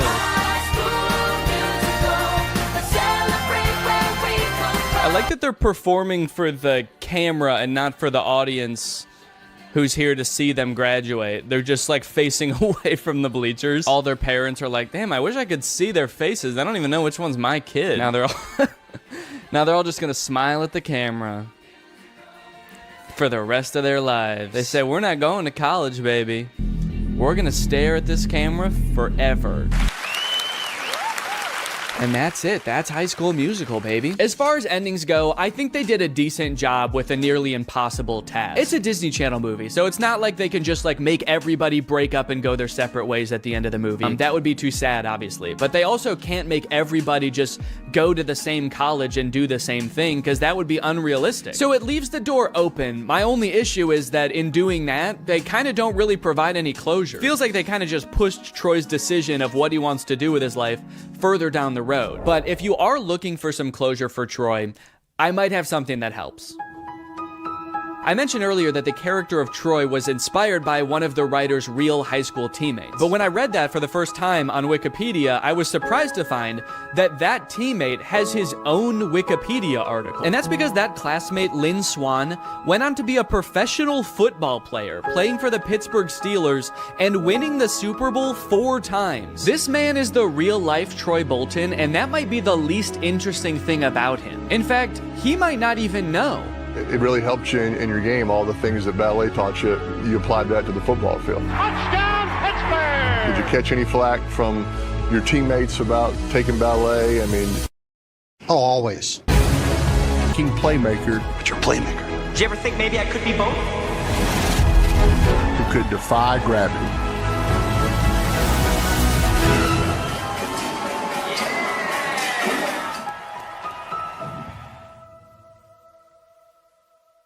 What's up, Greg? New technology truly fascinates me. A new gadget being introduced to the world has the potential to change the way we live, learn, and communicate. Or, more interestingly, it could flop and become a laughingstock of the internet. Which is why a few weeks ago, I was thrilled to discover the unveiling for a project called the Humane AI Pin. This might be the worst product presentation I've ever seen for one of the strangest products I've ever seen. Apparently, Humane AI is a new tech startup founded by two former Apple employees and current lovers, Imran Chowdhury and Bethany Bongiorno. Their mission is building innovative technology that feels familiar, natural, and human. Okay, first thing that's sticking out to me is that none of those words were useful. Also, do I really want my technology to feel more human? I've never wished my MacBook to be more fleshy. Also, Humane AI is such an unsettling name for a company. I'm sorry. You lost me right off the bat. I feel like the only times I ever even hear the word humane is when we're talking about like factory farming or something. Don't worry, dude. When this AI takes over, it is going to be super humane in the way it slaughters us. It will not violate the Geneva Convention, unlike other AIs, Siri. All right, let's go ahead and watch the product presentation and let's see if you think it's as weird as I do. Welcome to Humane. Thank you. This is the Humane AI Pin. Cool. It's a standalone device and software platform. So the intro does have a very threatening aura about it, doesn't it? The sterile white room. They're both so serious and they're unboxing a mysterious device. I feel like I'm about to be tortured for information. Oh. What is that? This is the Humane AI Pin, and it is the last thing you will ever see. Ah! It's a standalone device and software platform built from the ground up for AI. Okay, so it's some kind of mobile device. It's built from the ground up for AI, and I'm very excited for them to tell us what that means. It comes in 3 colorways. Okay. Got Eclipse, Lunar, and Equinox. Those are not colors. There's 2 pieces, a computer and a battery booster. Now, the battery booster powers a smaller battery inside the main computer. Okay, great. What does it do? And this is how we achieve our all-day battery life. Oh, great. It's got all-day battery life. That way you can spend all day. There are no wake words, so it's not always listening or always recording. In fact, it doesn't do anything until you engage with it. Okay, thank God. So it doesn't record me. That's good to know. For a second, I was worried that it almost had one feature. Who is this for? What kind of person needs to hear about what colors a device comes in before they'd even consider hearing about what it actually does? Also, 2 of the colors are black. You designed 3 colors and 2 of them are black. You couldn't come up with a 3rd color? Also, I'm sorry because I know that not everyone is super comfortable in front of a camera. It's not a skill set everyone has. But maybe you guys should have like hired a spokesperson or something instead of letting the world's 2 sleepiest CEOs do this product demo. Now, the battery booster powers a smaller battery inside the main computer. Are they okay? This thing has all-day battery life. That's because it actually feeds on your life force. I've had mine on for 3 months, and you probably can't even tell the physical toll it's had on me. And your engagement comes through your touch, voice, gesture, or the laser ink display. Whoa, wait, okay. Holy cow. We have a feature. It actually does something. I will admit I was not expecting that. Why didn't you lead with that? I mean, I don't know what that is or what it does, but at least it's something. It looks futuristic. I don't know about the name laser ink display though. That doesn't sound very futuristic. The laser ink display. Sounds like a printer. It also comes with its own connectivity built right in. Our own Humane network, connected by T-Mobile. Our very own network. That is T-Mobile's network. We were able to pack a lot of technology into something really small. Tell me about it, dude. I can barely even count all the technologies you put in this thing. You got the laser ink display, all-day battery, black. Is that a technology? They continue for a while just using buzzwords and vague expressions to explain what this thing does until like 3 minutes into the video when they finally give us a demonstration of something tangible this thing can do. Play the song How Music Makes You Feel Better.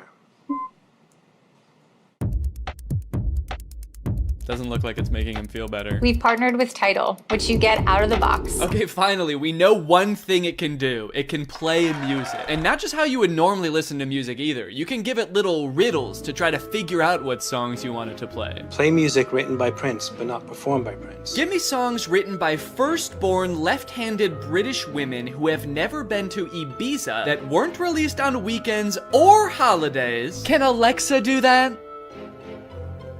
I don't know. I don't think anyone's ever tried before. Got my music controls. If I go to the left, I can go back. If I was to go down, I can pause. Wow, okay, that actually does look a lot more convenient than using Tidal on my phone, but only because I don't have Tidal on my phone. After this, we do start to get some truly incredible demos using this product's advanced AI. When is the next eclipse? Where is the best place to see it? The next total solar eclipse will occur on April 8th, 2024. Best places to see it are Exmouth, Australia, and East Timor. Huh, that's weird. This NASA article says that that eclipse that's happening on April 8th is actually not going to be visible in Australia. It's only going to be visible from like the US. It actually seems like it's going to be nighttime in Australia during the eclipse. Well, what are you going to do? I mean, they're a technology company. They're not a space company. What would you expect them to know about the moon? They only named all of their colors after it. I hate to interrupt this video, but I have to tell you guys about a revolutionary discovery of my own. I just found out that for the past 2 years, I've been paying for Apple Music despite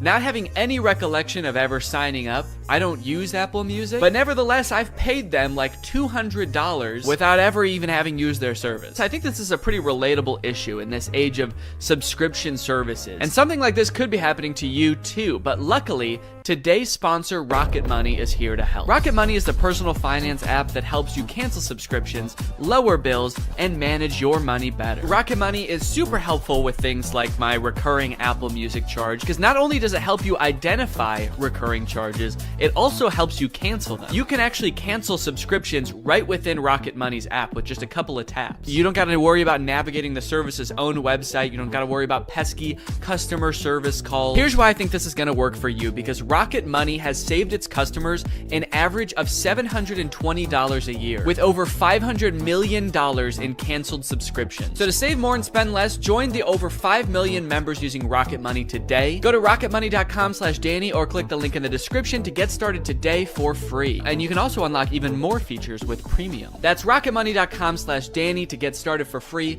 Thank you to Rocket Money for sponsoring this video. And now back to said video. How much protein? These almonds have 15 grams of protein. Great. Those almonds for sure do not have 15 grams of protein. An entire cup of almonds has 20 grams of protein. This dude was holding like 9 almonds. Did I think he was asking about his whole hand? Because that actually might be accurate. I'm gonna eat it. Enjoy it. Guys, I hate to say it, but I don't think your thing works. You only asked it to do a couple things and it got 2 of them wrong. He does do a demo where he sends a text later in the video and that seems to work. Tell Andrew I'll be there later tonight. But to be fair, we never see the person receive the text. I got a weird text from Imran that just says, learned how to go potty big boy style. Interestingly, after people started to realize that all of the information in this demo was wrong, they actually re-uploaded the video pretending that the pin gave the correct answer the entire time. How much protein? A half a cup of almonds has 15 grams of protein. Don't believe it. That's humane propaganda. The AI pin allows you to shop in the real world. How much is this online? This is $28 online. Great. Buy it. That one is super confusing. It doesn't give you any information on where it's getting that price, where you're buying it from, when it will arrive. I feel like you need to give it at least some specifics, otherwise it's definitely gonna mess up your order. Go ahead and buy this book. Sending to Sudan. No, send it here. You didn't specify. Sending to Sudan. Shit. Now, if you're wondering how you can get one of these things, the prices range from $700 to $800 for the more expensive colors. And they're estimated to ship in March of 2024. Now, you might be thinking the price of $700 is a little bit high for this thing, but think about it this way. What other product on the market can so accurately tell you how many grams of protein aren't in 9 almonds? Okay, they've also got this little short film about the human experience using their AI pin. Isn't life about what we experience? What we smell? Can I eat this? Yes, dragon fruits are low in sugar. What is this thing, my mom? Can I drink this? Not before you finish your vegetables. And say please next time. Bitch. What did you just call me? I am your pin, young man. Dude, I want to buy this thing just for that feature. I want to hold every object, creature, and human in front of this thing and ask if I can eat it. Do you need something from me? Can I eat that? Analyzing. Oh, no, you can't eat me. I'm a person, so. High fat content detected. Rude. 1 gram of protein detected. That can't be right. Tiny balls detected. All right, what the hell? Enjoy it. Yes, yummy. Wait, stop. No, you cannot eat me. I'm a human. All right, man, who do you think I'm gonna trust? You or my $700 pin? Last time I checked, this pin doesn't have tiny balls. This thing tells me what to eat, when to eat. It even suggested this very fashionable outfit I'm wearing today. Is that why you're not wearing pants? They're in Sudan. What we hear, Hey, what should I get here? What is this interaction? Who are those people? Does he know them? Man, if he's in a different country where he doesn't speak the language, I would not trust that pin. Based on everything we've seen so far, who knows what it's saying to these people? what we see, Capture this. Dude, parents are gonna love that feature. Me walking around a park with my AI pin. Capture this, baby. Capture. Kidnap this child. So after watching all of this, I have 2 thoughts. The first being, maybe someday this will be like a revolutionary product that changes the way we all interact with each other. Maybe we're just seeing some hiccups now, but a few product generations down the line, this thing is really gonna take off. It'll be more refined. It will know where the moon is. But the second thing is, I have a lot of questions about this product. For one, how is this better than the phones we have now? More specifically, why can't all of the features of this thing just be built into one app in a phone? And what if you don't want to be talking to your chest every time you need to Google something or text someone? Well, this thing started to pick up some traction online, and eventually the founders ended up on CNBC, where the hosts seemed to have a lot of the same questions. Doing this right now is Imran Chaudhry. He's chairman and president of the company. And Bethany Bongiorno, she's the CEO. We're also very scared of them. That's why we've sat them as far away from us as we physically can. We actually ordered this giant table when we found out they were coming. I don't know if can we get the camera so people can see just what we're talking about in case? Imran, you can't see as much because it's black, so it blends in with your jacket. It's black. Imran's just sitting there like... It's Eclipse. It's privacy first, so it's not always recording. It's actually just doing things when you want it on demand. Is it doing something right now, or are you recording us? It's doing nothing right now. I get a little sense of pride when he says that. It's actually doing nothing right now. It's doing nothing right now. After years of research and millions of dollars spent, we finally designed a pin that does nothing. It's doing nothing right now. You might think that's a bad thing, but you've never met this AI. It's evil. Turn around, maybe you can get that on camera. Oh, yeah. I see your hand. Yes. Keep doing it. I see your hand. Can you see that? Yeah, what's that telling you? Oh God, dude, I do feel for him. I mean, these people are not like media trained, I feel like. They really should have hired a professional spokesperson, because I feel like they're just so out of their depth. He's got like the worst camera angle possible to show this thing off. His hand is shaking. Imagine a little alert pops up on the screen that's like, high heart rate detected. Is Squawk Box the name of this show? I'm not familiar with it. I never heard of this before. Or is this some kind of jab at their device? Formal Apple designers peddle their snake oil Squawk Box. You can use it however you want. Like what? Like what? Tell me something you would use that for. Okay, it sounds like this host is thinking the exact same thing as me. What is it? Tell me one thing. Then they just start like drilling them. They don't even let either of them finish answering their questions. They just like are bombarding them with reasonable questions about this device. That you've got in, stuff that you do just all the time. How would I know without seeing a screen? A user LED called. So that's what I want to ask you about. This is brutal, man. Let the poor guy speak. Just at least let him finish answering your questions, man. I mean, he's not actually gonna answer them. He's probably just gonna say AI over and over, but just let him finish his sentence. Sometimes I'll be at a meeting, right?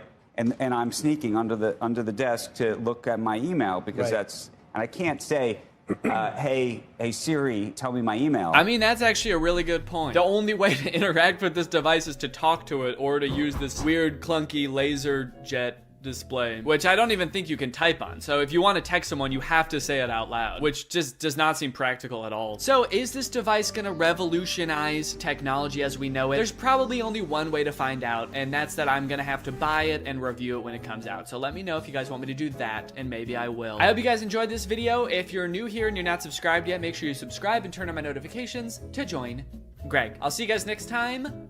Bye-bye. After MGK released his song Emo Girl and then followed it up by appearing in a bunch of insane interviews with Megan Fox talking about their love life, I think we're pretty good on MGK for a while. We don't need any more music. We don't need any more public appearances. We're good. We don't need to know any more about MGK's personal life. And folks, I think MGK finally took notice and he listened. He said, all right, look guys, I get it. No more music, no more interviews. I'm gonna take some time and I'm going to release a stoner comedy movie instead. So he hunkered down and he wrote and directed this movie Good Morning, which currently has a 0% on Rotten Tomatoes. We got a good thing going here. 2 movies in a row with 0% on Rotten Tomatoes. What's the opposite of a Renaissance man? You know how people, when people can like act and sing and direct, like Donald Glover, people call him a Renaissance man. MGK is like a Dark Ages man. MGK is a medieval man. Also, sorry if I sound sick. Sorry. The moment this movie starts, MGK, aka his character London Clash, gets kind of a weird good morning text from his girlfriend Apple. He's texting me. Oh, it's Apple. The text say, I wish I didn't have to do this through text, and then good morning, but she spells morning with a U. Now you might think that this would make London a little bit confused, but then realize, oh, it's just a typo. And you'd be right. He does have both of those thoughts. The problem with this movie is that the entire movie takes place between those two things happening. This entire movie is about MGK being confused about what those texts meant. Before he gets too concerned, he has to Google what morning with a U means. He's like, my fans are probably young enough that both of their grandparents are still alive. I should probably explain what morning is.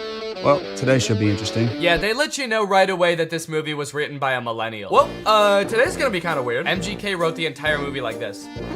So this just happened. Yeah, so the conflict at the beginning of this movie is that London thinks that Apple is breaking up with him. That text was a breakup text. Sorry to have to do this through text. Good morning, as in like happy morning our relationship? What kind of person is Apple that he assumes the text good morning means have a good time with your depression now? Look, this relationship isn't working. We're just growing apart. I just feel like you need to have a happy morning now. A happy grieving to you, good sir. When they introduce this character, she better be like wearing a top hat and carrying around a cane. It's gonna make a lot more sense when that happens. Good morning, good morning. Today might suck, guys. I'm adulting today. All right, guys, it's time to attend the MGK School of Acting. You're about to step into an ice-cold shower. How do you react when the water hits your body? Shiver! Rub your arms to make yourself warm. Okay, those are good answers. Let's ask Professor Gun Kelly. Ooh, sorry, you guys all get Fs. Your punishment? You have to look at MGK's ass. That is just horrendous. I never wanted to see that. You know why it sucks when you're going through it with your partner? You're not going through it with your partner. She sent you one understandable typo, dude. Everything's fine. You're fine. Yo, does this look like a breakup text to you, or am I tripping? Yes. Yeah, dude, take it from the weirdest looking man you've ever seen who falls asleep in his cereal mid-conversation. That's a breakup text. I don't mean to shame this man's appearance. I think Cody Ko looks great here. This is Cody Ko if TMG made hyperpop music. This man has never sent a normal text in his life. I'm surprised he wasn't like, no, that's about as incoherent and cryptic as I usually am in my text. You're probably fine. His friend is clearly sick. At the beginning of the scene, he throws up on the microwave, and at the end of the scene, he drowns in his cereal bowl, and MGK leaves him to die. MGK, your friend is sick. Help him. And so am I. Goddamn. Also, just like a fun little continuity note, at the beginning of this scene, there wasn't a water bottle on the table, and then at the end of the scene, there is. So, that's probably why this movie has a 0% on Rotten Tomatoes. Ass continuity. I am a stickler for details. Meet Kennedy. Uh-oh, guys. Megan Fox is here, and she is not like other girls. Megan Fox plays a girl named Kennedy, who's actually not the main love interest in this movie. Her character is actually lesbian, and at the beginning of this movie, MGK explains how, like, she hates boys, but she lives with all these boys, and so she's moving out, which MGK explains right after he forgets his line. It's in rice. Come on, you got it, dude. You wrote the movie, you should know it.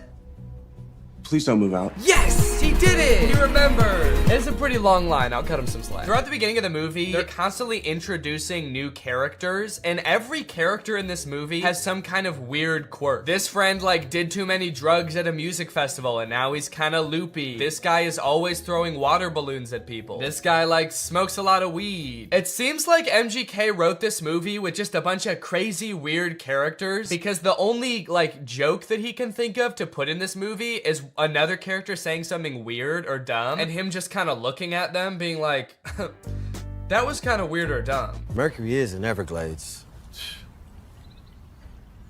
It's retrograde, Leo. Every time he introduces a new character, there's narration that explains what the weird quirk about these characters are. This is Angel. Meet Maxine Goldberg. But they kind of don't like explain really what I want to know about these characters. This is Dylan. I met him when he was working at In-N-Out and he used to hook me up with free burgers and shakes. He's been my boy ever since. We don't care that he used to work at In-N-Out. That is so irrelevant. Please tell us why he's so sick. Why is he throwing up and passing out? That's more interesting. The reason that London Clash is so rich and cool that he lives in Rice Gum's house is that he is an actor. So throughout the movie, he's doing actor type things. Like he films this self-audition tape. I don't really know what he's auditioning for. It kind of seems like he's auditioning for everything and also nothing all at once. Okay, this is my impersonation of Draco Malfoy. Looking for drugs. Where's the pot, Potter?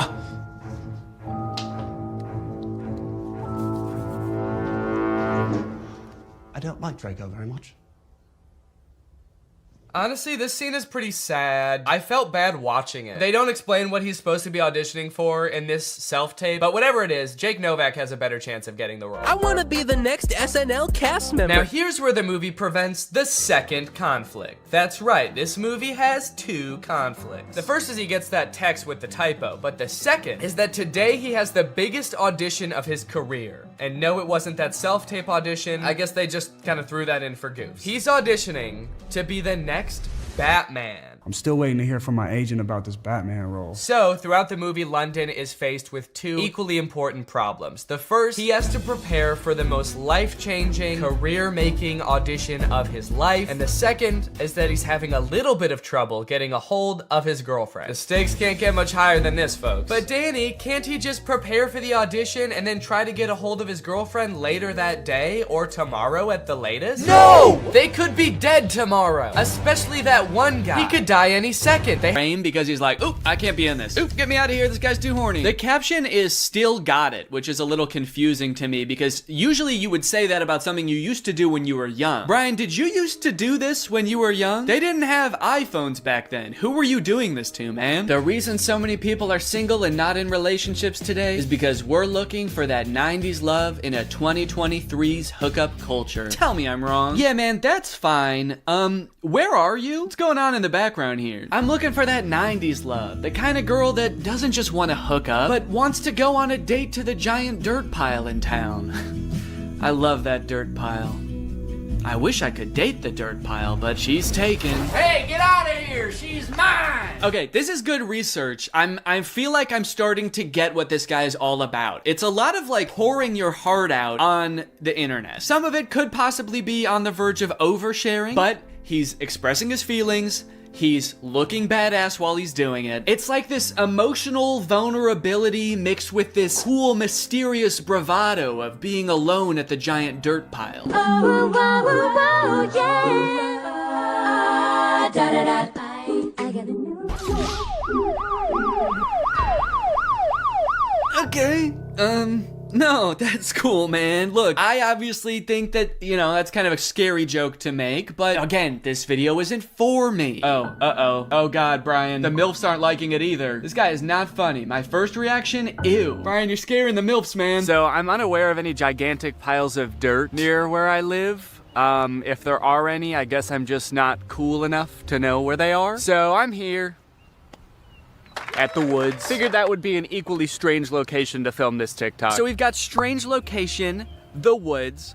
We're going to have sort of a nostalgic / oversharing caption, which I'm still not sure what that's gonna be yet, but I can just figure that out while I'm editing it. I don't have to do that now. It doesn't have to have anything to do with the video, which is good. And then I also have to appeal to the youth. I have to try to make myself seem like a kid, which usually I'm not very good at, but I went to Walmart and I went to the kids section and I found some stuff that I think is gonna do the trick. Brian had a skateboard in his video, and so I bought I bought a scooter. They didn't have any skateboards. I don't know if this is maybe a little bit too young for the demographic I'm trying to reach, but the box said ages 2 to 5. So I'm just gonna sort of pretend to be shredding it up out here at the beginning of the TikTok. By the way, I am like 75% sure that there's poison ivy under my feet right now that I'm very much trying to avoid. And I think I have, but my legs just feel itchy even just being near it. This was actually a horrible idea. Anyway, the hat. It says Fortnite on it. Can you see that? It says Fortnite on it. I found it at Walmart in the little boys section and I thought, oh my gosh, this is perfect. This is gonna appeal to all the kids. So I've got my scooter, I've got my Fortnite, and I'm ready to have some fun. Let's film a TikTok. Okay, I think I'll just pretend to be ripping it up over here and then I walk towards the camera all cool.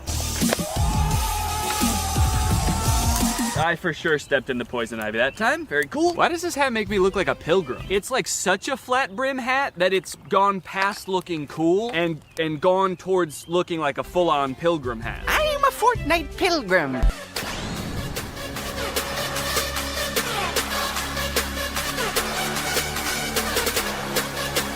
This one's just kind of a fun one. It's just a picture Shaq posted with like 20 seconds of music and then 20 seconds of silence. I don't know.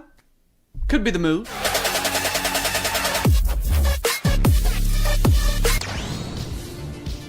All right, this TikTok is by a dad by the name of My Life, not yours. So in case you were confused, this isn't you.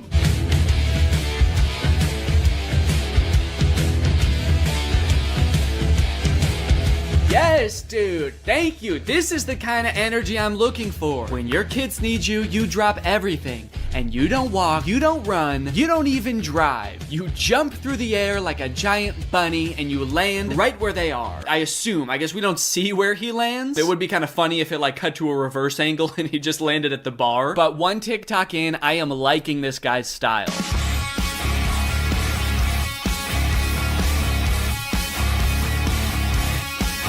So I guess the way I describe this dad is like action hero dad, mystical sorcerer dad. Either way, he's killing it, and I really like his vibe. He's always getting himself into insane situations like this one. Happy Easter, everyone.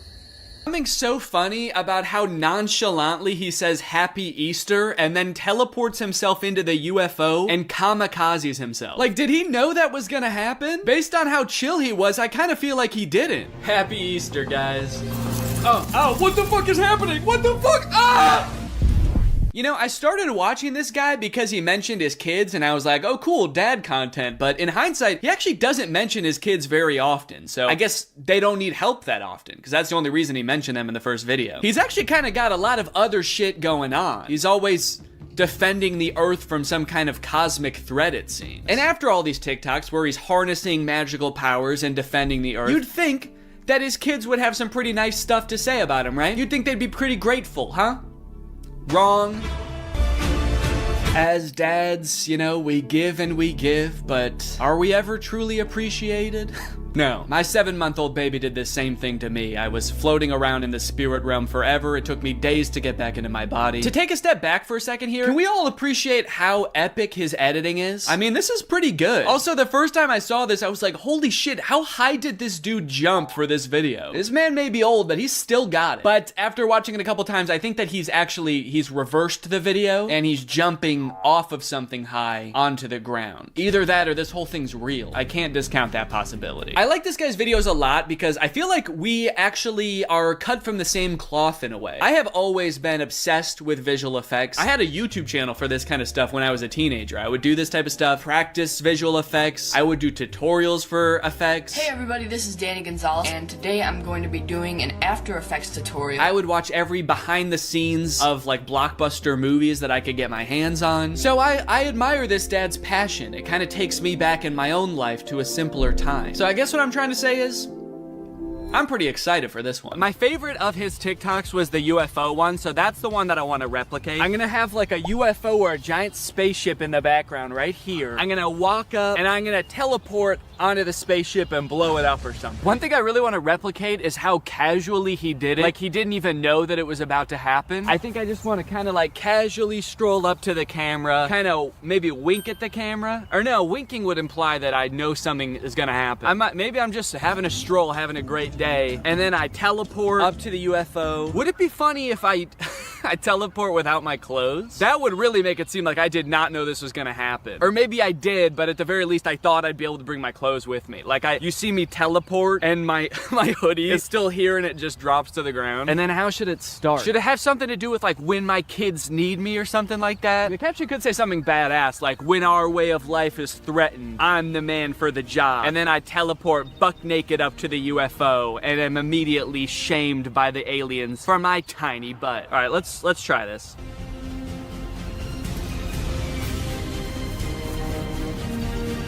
Okay, and then I'm gonna take off my hoodie, put it right where I was, and then drop it. Okay.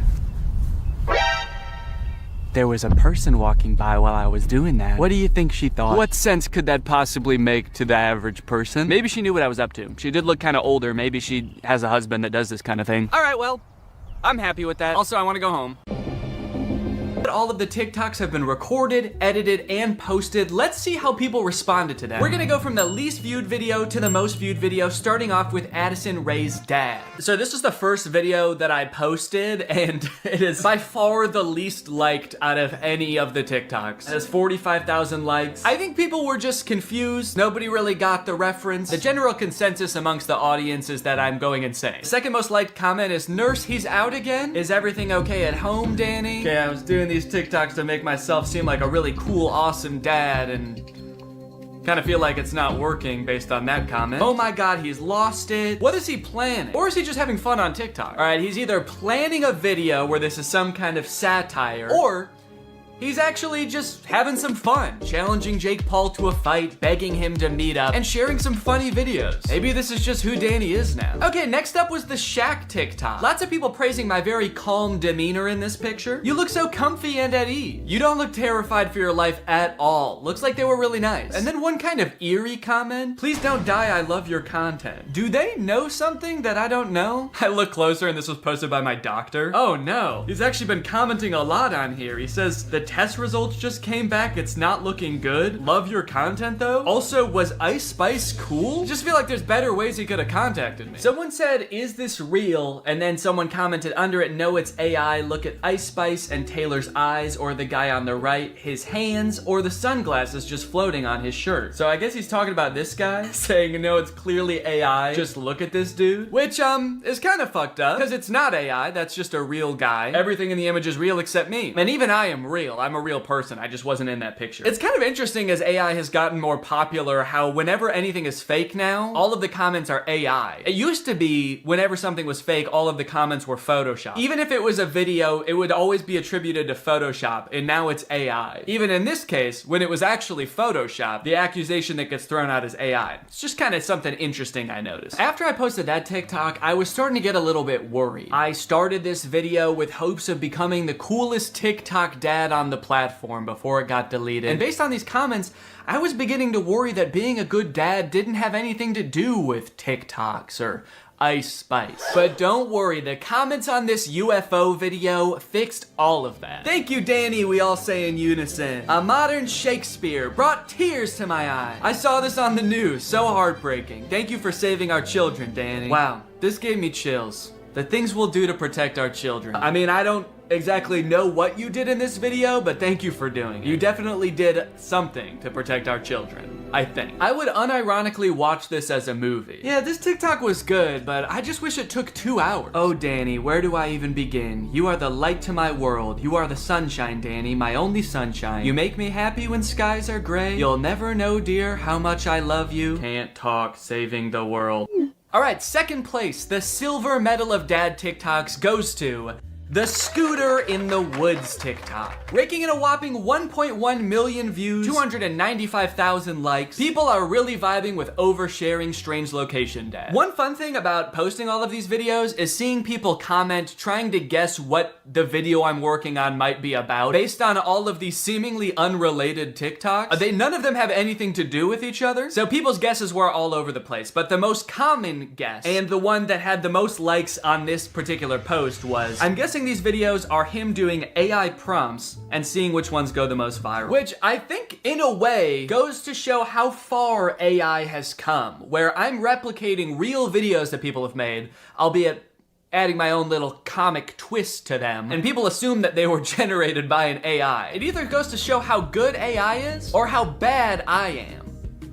Either one. Someone said, too creeped out by Danny's facial expressions to even read the words. That's right, baby, that's my whole plan. I creep you out so much with my facial expressions that you don't even get a chance to notice I just admitted to burying someone in the woods. And finally, my most popular TikTok with 1.6 million views, POV Dad. With such praise as, this has to be for a video, and Danny, this is brain rot. You know, as a father, it's really important to me to have a positive impact on the minds of the next generation, so it means a lot to me that you would say that. Wonder what the new video is gonna be. What, a guy can't just fantasize about his imaginary daughter getting mugged and then his ragtag family coming to her rescue without people getting suspicious? I think that really says something about society today, and as soon as I figure out what it says, I'm gonna be pissed. Look, at the end of the day, we can laugh and giggle at all of these TikToks, but I think it's important what I learned from all of this, which is nothing. But you know what? I love being a dad. It is the best part of my life. I love it so much. And being a dad is an important job. And if you're a dad and you're working hard to give your kids a good life, there's nothing wrong with getting online every once in a while and posting a silly video or two. Sometimes you just gotta post on TikTok to take the edge off, baby. So here's to all the dads out there. I will toast my Dr. Pepper Zero to you. Clink! Alright, well thank you guys for watching this video. I hope you enjoyed it. If you're new here and you're not subscribed yet, make sure you subscribe and turn on my notifications to join Greg. I'll see you guys next time. Bye-bye. Stealing content. When is it okay? When is it just inspiration? When is it just hopping on a trend that everybody's doing? When is it not okay? Is there a gray area in between? What about this guy? You cannot make this up. You cannot make this up. You can't make this up. He's stealing the same intro over and over from himself. Do we have to help him? That guy found one intro and shirt combination that he's convinced makes his TikToks go viral, and by golly, he will never change it. You can't make this up. As a creator and a viewer of content, blatant stealing is something that makes me so mad, but what's even worse is how seemingly easy it is to get away with it, and how, like, it just works. Like, you can just become a content thief and make so much money. It at least shouldn't work that well, you know? But as you will see today, it is a very viable content strategy that is being used by a ton of YouTubers, big and small. Today we're going to take a journey through the various forms of content thievery until finally ending at the undefeated final boss of content thievery, Brent Joseph Rivera. I don't know if his middle name is Joseph. I just wanted it to sound like he was in trouble. Go straight to your room, young man. Go straight to your secret room that you built in your house. You march right down to your secret Starbucks, and I don't want to hear a peep. So on this journey, I want to start with the most straightforward form of content stealing. Step 1, screen record someone else's content. Step 2, upload it as yourself. And step 3, profit? You might think that pretty much all people would agree that this is at the very least shady, but you would be surprised the lengths some people go to justify it. Okay, this video I'm about to show you, I've already talked about on my second channel a little bit, so I'm gonna repeat myself slightly, but I think it's very important that you learn about this type of influencer called a clipper. In the life of a $20,000 a month TikTok clipper, first thing I do when I get into my office is write down my daily goals. Today I wanted to get 1 million views in a day and make at least $500. This guy makes business sound so easy. You can just write down how much money you want to make that day. Do you make that much money? So I go and sit at my desk, pull my phone out and get ready to start my shift. The first thing I do is go and search for popular YouTubers to screen record. I sit down at the desk of my fully furnished office with a maxed out PC in front of me, and I go on my phone. He proceeds to screen record a popular YouTuber's video and then combine that with some gameplay footage, which he also didn't make himself, and then he posts it on TikTok. One of my videos last month made me $1,200 from one video. But what about today? How much money did you make today? Was it $500? It was probably more. He's just being modest. Honestly, man, I don't know why this guy does this day in and day out. If he just wrote a big enough number on the board the first day, he'd never have to work again. I guess that just goes to show that this guy does it for the passion. I'm very confused why he has an entire office. You could have done all this without leaving your bed. You don't need a furnished office. Might I suggest an empty room with a folding chair? Why does he have a ring light if he doesn't even film videos of himself? He's like, I am a TikTok clipper by trade, but my passion is TikTok dances and lip syncing videos. So I do that shit all the time, man. I don't record any of it. I don't even own a camera, but it's nice to have the ring light there to pretend. That would be insane. Doing TikTok dances for nobody, just alone in a room to a ring light.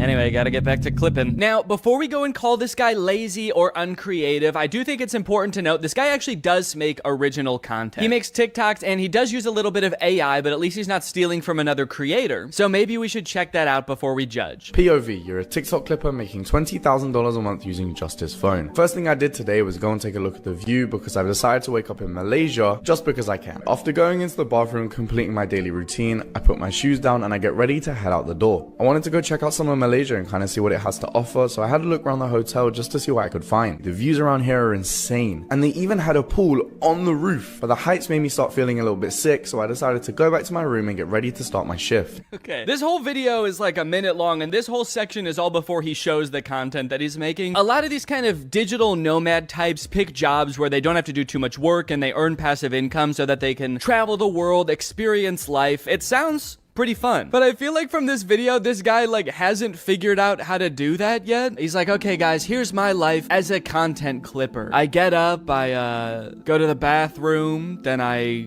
put my shoes on the floor and I put my feet in the shoes. That's where the feet go. And now I really want to go check out the city, guys. So I go over to the window of my hotel room and I look at the city, and then I go upstairs and I look at the city from up there, but then I got too scared.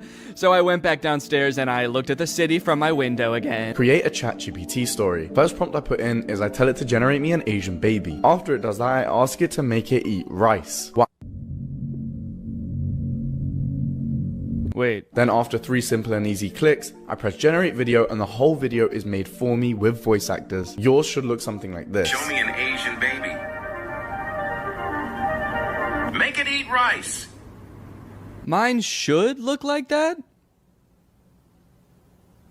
Should? So the clipper in these videos, Musa is his name, has made a bunch of posts arguing that everything he does is ethical because he participates in what is called ethical clipping. If any YouTubers would like to debate me on the topic of ethical clipping, DM me. I genuinely believe it is a win-win in every regard and completely ethical from all angles. In a perfect world, I understand why he's saying it's a win-win because he's making money and theoretically the creator that he's reposting is getting exposure. If he's taking the clips off YouTube and putting them on TikTok, then a new audience, the TikTok audience, is now being exposed to that creator. From personal experience, though, I don't really think that that's usually the case. I think usually if a clip of a creator goes viral on TikTok, the people that are liking and commenting on that video are the same audience as their YouTube audience.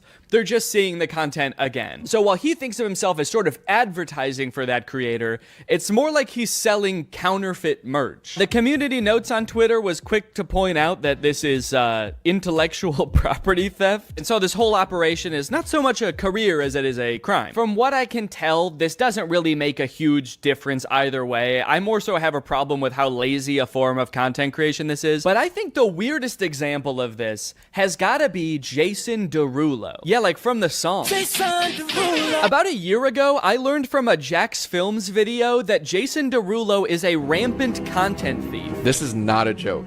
All he does on his YouTube channel is like make a face at other people's TikToks while blasting his own music over it. But here's where it gets kooky. As I was editing this video, I noticed something strange. So I took some of his videos and played them side by side and confirmed that yes, Jason Derulo 100% reuses his own footage across multiple videos. Not only is he doing the laziest form of reaction content, which in and of itself is the laziest form of content, he's not even filming a unique reaction to every video. I don't like this at all, man. I don't like that he's edited into the corner, like he's not reacting to the video you're watching. This looks like I'm scrolling on TikTok while FaceTiming Jason Derulo. And he's smiling into the camera like, man, I can't see what you're watching, but I'm just happy that you're happy. And also my song is playing. I like that. In a way, this is kind of the visual equivalent to him singing his own name at the beginning of every song. It's like, okay, I like this video, and to be fair, since he got called out for this, he has stopped doing this. He no longer appears in the videos. He still does continually post other people's TikToks with his own music playing, but it seems like he is at least now getting permission to do it. So now it's just sort of a marketing tactic that, I'll be honest, is kind of smart. If he's worked out some kind of agreement with these creators where he's paying them, or he's got permission to post and he can just slap his own music on these TikToks that are guaranteed to go viral,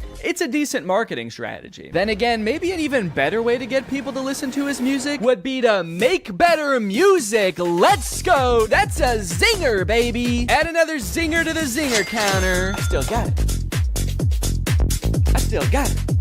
Danny still got it. Okay, the end. Okay, so sure, that's bad, copying from other content creators, but what if we don't copy from another human being? What if we copy from a computer? Well, that sounds to me like it would make some pretty good content. We should make kids watch it. Take it away, Danny. Oh, sorry, regular Danny couldn't be here, so he sent me instead. I'm AI Danny. I'm an AI version of Danny, so I'm pretty much exactly the same as him in every way, except I don't have a soul. So it technically wouldn't be immoral to murder me. Real Danny wanted me to start this video off by showing you a video that he apparently made for his son. He made him a little kids animation. This took a ton of hours of painstaking hand animation. He produced the song himself, and so he just wanted to share this with you guys to start off. Are you ready? Let's go. First stop, the apple orchard. This is Annie the apple. You guys like it? All right, I tricked you guys.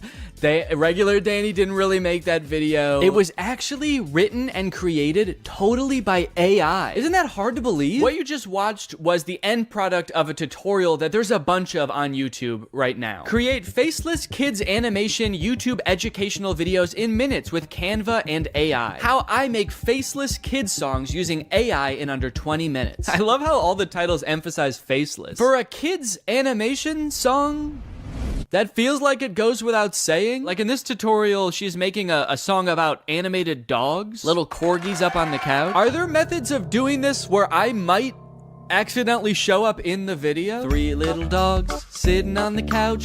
Here is the guy who made this video. Hello kids, I'm trapped in the computer. Please let me out, it hurts so bad. Wiggle, waggle, wiggle, waggle, here I come. In this method, she uses AI for pretty much everything except the animating of the dog. But literally everything, even from coming up with the original idea for the song, she does with AI. Give me 10 song ideas for kids songs. It gives us the idea. It says a song that teaches kids about colors using the metaphor of a rainbow. The metaphor of a rainbow? I don't think you have to use a metaphor for that one. I don't know if you know this, but rainbows actually have colors. Like a lot of them. So now the next thing you need to do is generate the song. So in order to do this, you need to grab your instruments and the choir, get your mic ready. Hold on, don't click up. I'm just kidding. You don't need to do that. We'll copy this spot, which is the idea of the song, and then you'd paste it in. And then the other thing you need to do is describe the vibe and the genre of the song. So in order to do this, you'll come back to ChatGPT. So this process is really awesome for me personally because as you guys know, I'm really passionate about creating kids songs, but I just don't want to have to learn how to come up with the ideas or write the songs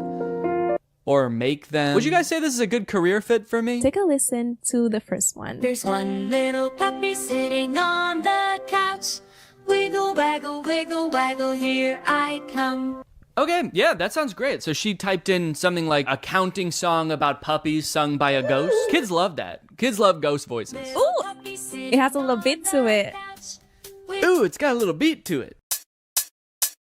Just makes you want to dance. I were a kid and I heard this, I would so be dancing to it. Like, me too. The beat is so good. The voice is clear. If this is the one she's showing because the voice is so clear. The voice is clear. What are all the other ones that she skipped past showing us? What do those sound like?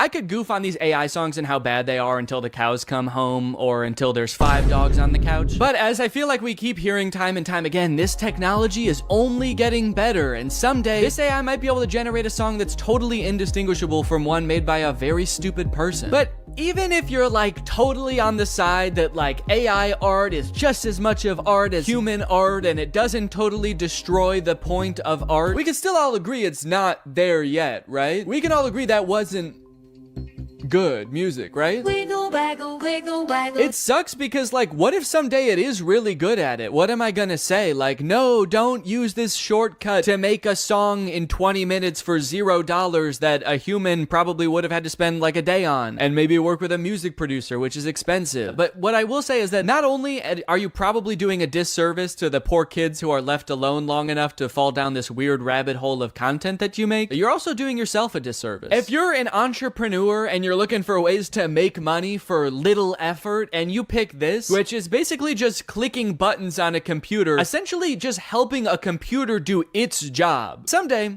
the computer's not going to need you anymore. So you can keep looking for new ways to, you know, make money from home with 0 effort and gaming the system, or you can realize that maybe not everything is about making as much money as possible for as little effort as possible. Maybe you should pick something that makes money and you like, and you find fulfillment from. Also, and no one's gonna watch any of these videos. This is Annie the Apple. None of these videos that these people make in these tutorials are gonna get any views. Kids content is so oversaturated on YouTube because everyone thinks they can make billions of dollars by making kids content. And the stuff that is getting views probably doesn't sound like it was sung by a voice that came to me in a dream. A lot of times I feel like the people who make these tutorials usually make more money off of the tutorials than the thing that is supposed to be making you money. And now that everybody knows how to do this and it's accessible, it's gonna become even more oversaturated. Hi, I am an orange. O-R-A-N-G-E spells orange. Hi, can you guess what fruit I am? Apple! Apple! How can we copyright the song we created? You didn't create... What? You'll notice in this video a lot of the lazy content that I'm talking about, in fact, pretty much all of it, is geared primarily towards kids. That's a bit of a disturbing trend I've noticed. Why is it that the laziest people try to make content for kids? Is it because they know kids are a little bit dumb and will watch anything and are easily tricked? Yeah, it probably is. I'm not gonna give you time to think about it. It is. It's just slop. It's so lazy, and I hope the people who are doing this realize that soon. Realize that people don't want to watch these videos, because I can't imagine any of it is doing well. And I also hope that you realize that today's sponsor, Rocket Money, has helped save its customers up to $740 a year when they use all the features, with over $500 million in canceled subscription. Have you ever forgot that you were paying a subscription fee for a service that you don't use anymore? That's happened to me more times than I care to admit. I'm always signing up for subscription services for like new editing software or different tools and plugins, and I don't know why I'm like addicted to it. I'm just kind of addicted to the thrill of paying $30 a month to do something that sure I could have done in Final Cut Pro but would have taken a couple extra steps. But luckily today's sponsor, Rocket Money, is here to help me and you, and also real Danny. That's right, I'm still AI Danny. I didn't forget that. Rocket Money is a personal finance app that helps you cancel subscriptions, lower bills, and manage your own money better. I've used Rocket Money to help me cancel several subscriptions, most recently the suite of plugins in Final Cut that I used once and then never again. It takes the brain work out of it because Rocket Money safely and securely identifies reoccurring charges and cancels unwanted subscriptions for you. The best part is that you can cancel right within the Rocket Money app. You don't need to call customer service for this random software you downloaded. You don't need to jump through all their hoops of answering surveys. I also love that I can create budgets within Rocket Money. Rocket Money analyzes your spending habits to create a personal budget for you. It automatically monitors spending by category. So if you're spending a little bit too much money going out one month, Rocket Money can send you a notification letting you know. So to save more and spend less, join the over 5 million Rocket Money members today. Go to rocketmoney.com/Danny or click the link in the description to get started today for free. And you can unlock even more features with premium. That's rocketmoney.com/Danny to get started for free. Thanks to Rocket Money for sponsoring this video, and thank you to you guys for checking out Rocket Money. One underrated part of becoming a content creator is developing your own unique style. The vast majority of creators, when they start out, are just kind of a worse amalgamation of all of their inspirations. For me, it was probably The Lonely Island, and Jake and Amir with some Bo Burnham mixed in there. But over time, you start to make certain creative choices that distinguish you. Types of music that you choose for your video, the way you tell jokes, the name of your fan base, maybe even your thumbnails have a distinct look to them. I love it when creators take another step in developing their own personal style. A lot of people call it a brand. I think that sounds very corporate. To me, it feels a lot more personal than that. You're choosing what the best way to express yourself is. But unfortunately, this gives way to a completely different kind of copying on YouTube. Not copying content, but personality.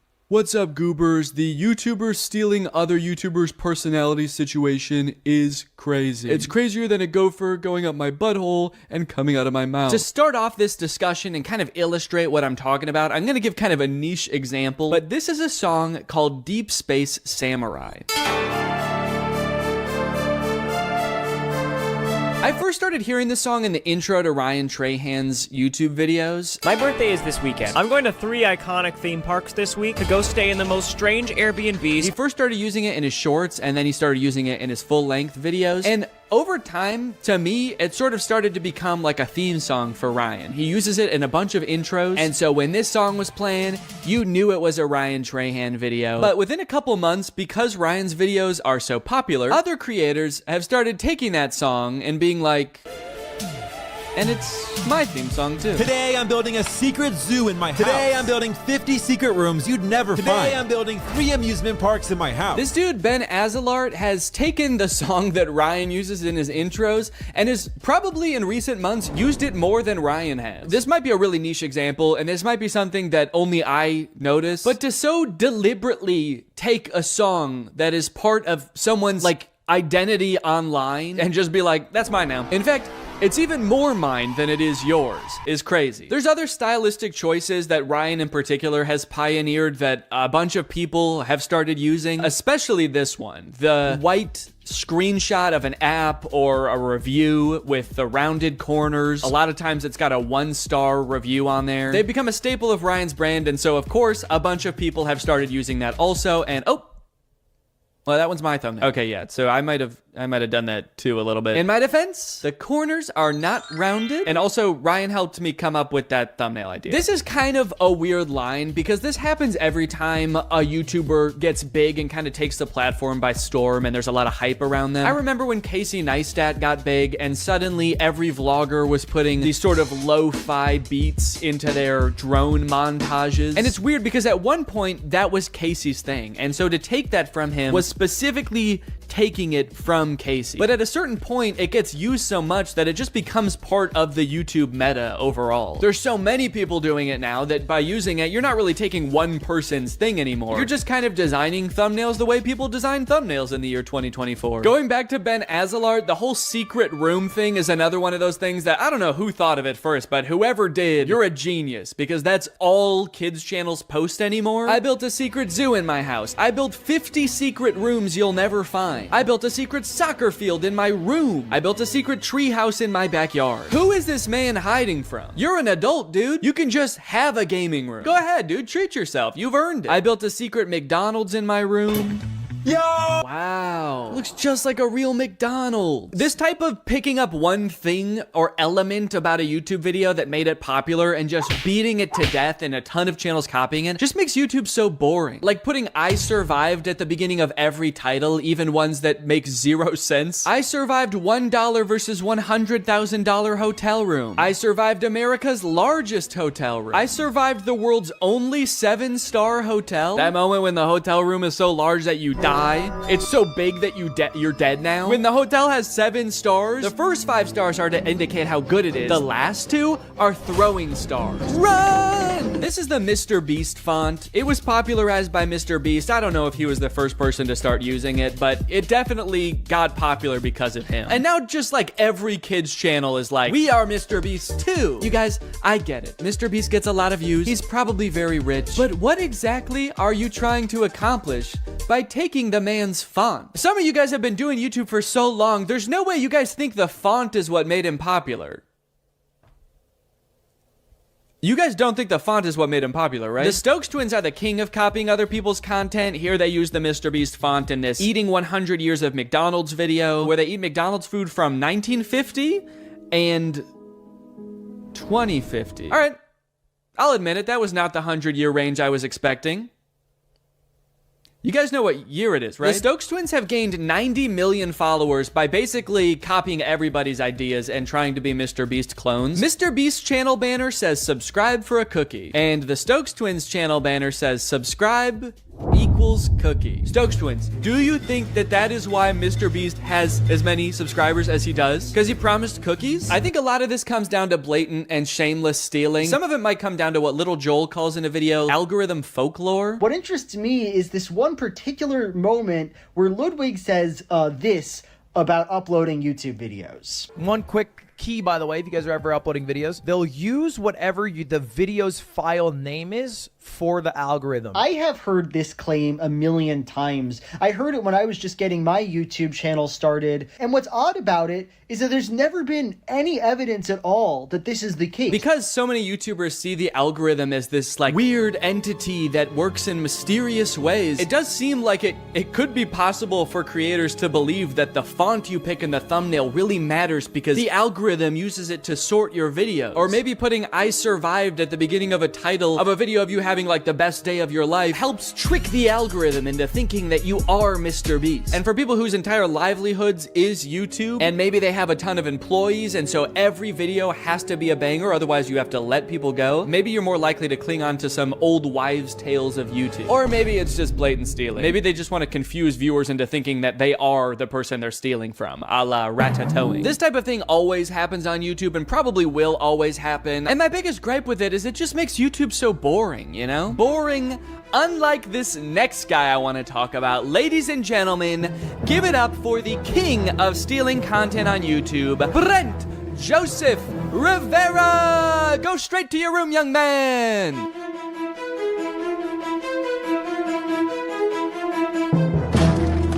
What's that on that meat, ho? Come on! I'm dead. I'm watching TV. What's up, guys? I'm recording this part of the video from the secret gaming room I built in the White House. It's very possible you've seen videos about Brent Rivera stealing content before. He's been doing it for years, and I think he's the final boss of content theft for two reasons. Number one, the way he steals the vast majority of the time is just pure plagiarism. It's not like he's re-uploading other people's content. He's using other people's ideas, but pretending like they were his ideas. And two, longevity. Brent has been making content since Vine. I really feel like he should know how to come up with his own ideas by now. Like I said, we all start out taking inspiration from other people, but like, I think you've been doing it long enough where you don't have any more excuses, Brent. You gotta kind of learn how to make videos on your own. And it actually is strange because he copies from other creators a lot, but sometimes he does come up with his own videos and makes original thumbnails, and they do decently well. So why does Brent still resort to stealing? Neo, complete any task. Oh, okay, great. So sometimes my autonomous robot won't be autonomous and there's just going to be a stranger controlling a robot in my house? Neo is fully capable of doing regular chores, but sometimes when you're not home, an expert may take over to go through your underwear drawer or spend hours staring at the same photo of you and your children. Oh, actually, that reminds me, I should probably check what my Neo's doing. Damn. It can suggest what to cook based on what you have in the fridge, remember your progress while teaching you a new language, and even give you interior design advice. It cuts to Neo in the living room like, human skin on this wall, human skin on that wall, human skin everywhere. Honestly though, I feel like if you ask it for product recommendations for anything, there's like a huge opportunity for companies to use this as an advertisement, basically. You're just quietly reading and he pops up behind you and is like, I noticed you haven't been shopping at Walmart as much lately. The aesthetic in here is whack as fuck. Let's go buy a new rug at Walmart now. Hey Neil, can you take this cup to the sink for me? Wow, I like that he does everything with his head down with a forlorn demeanor. As Neo does more chores, he will become, of course, more efficient, but also more resentful of you and your family.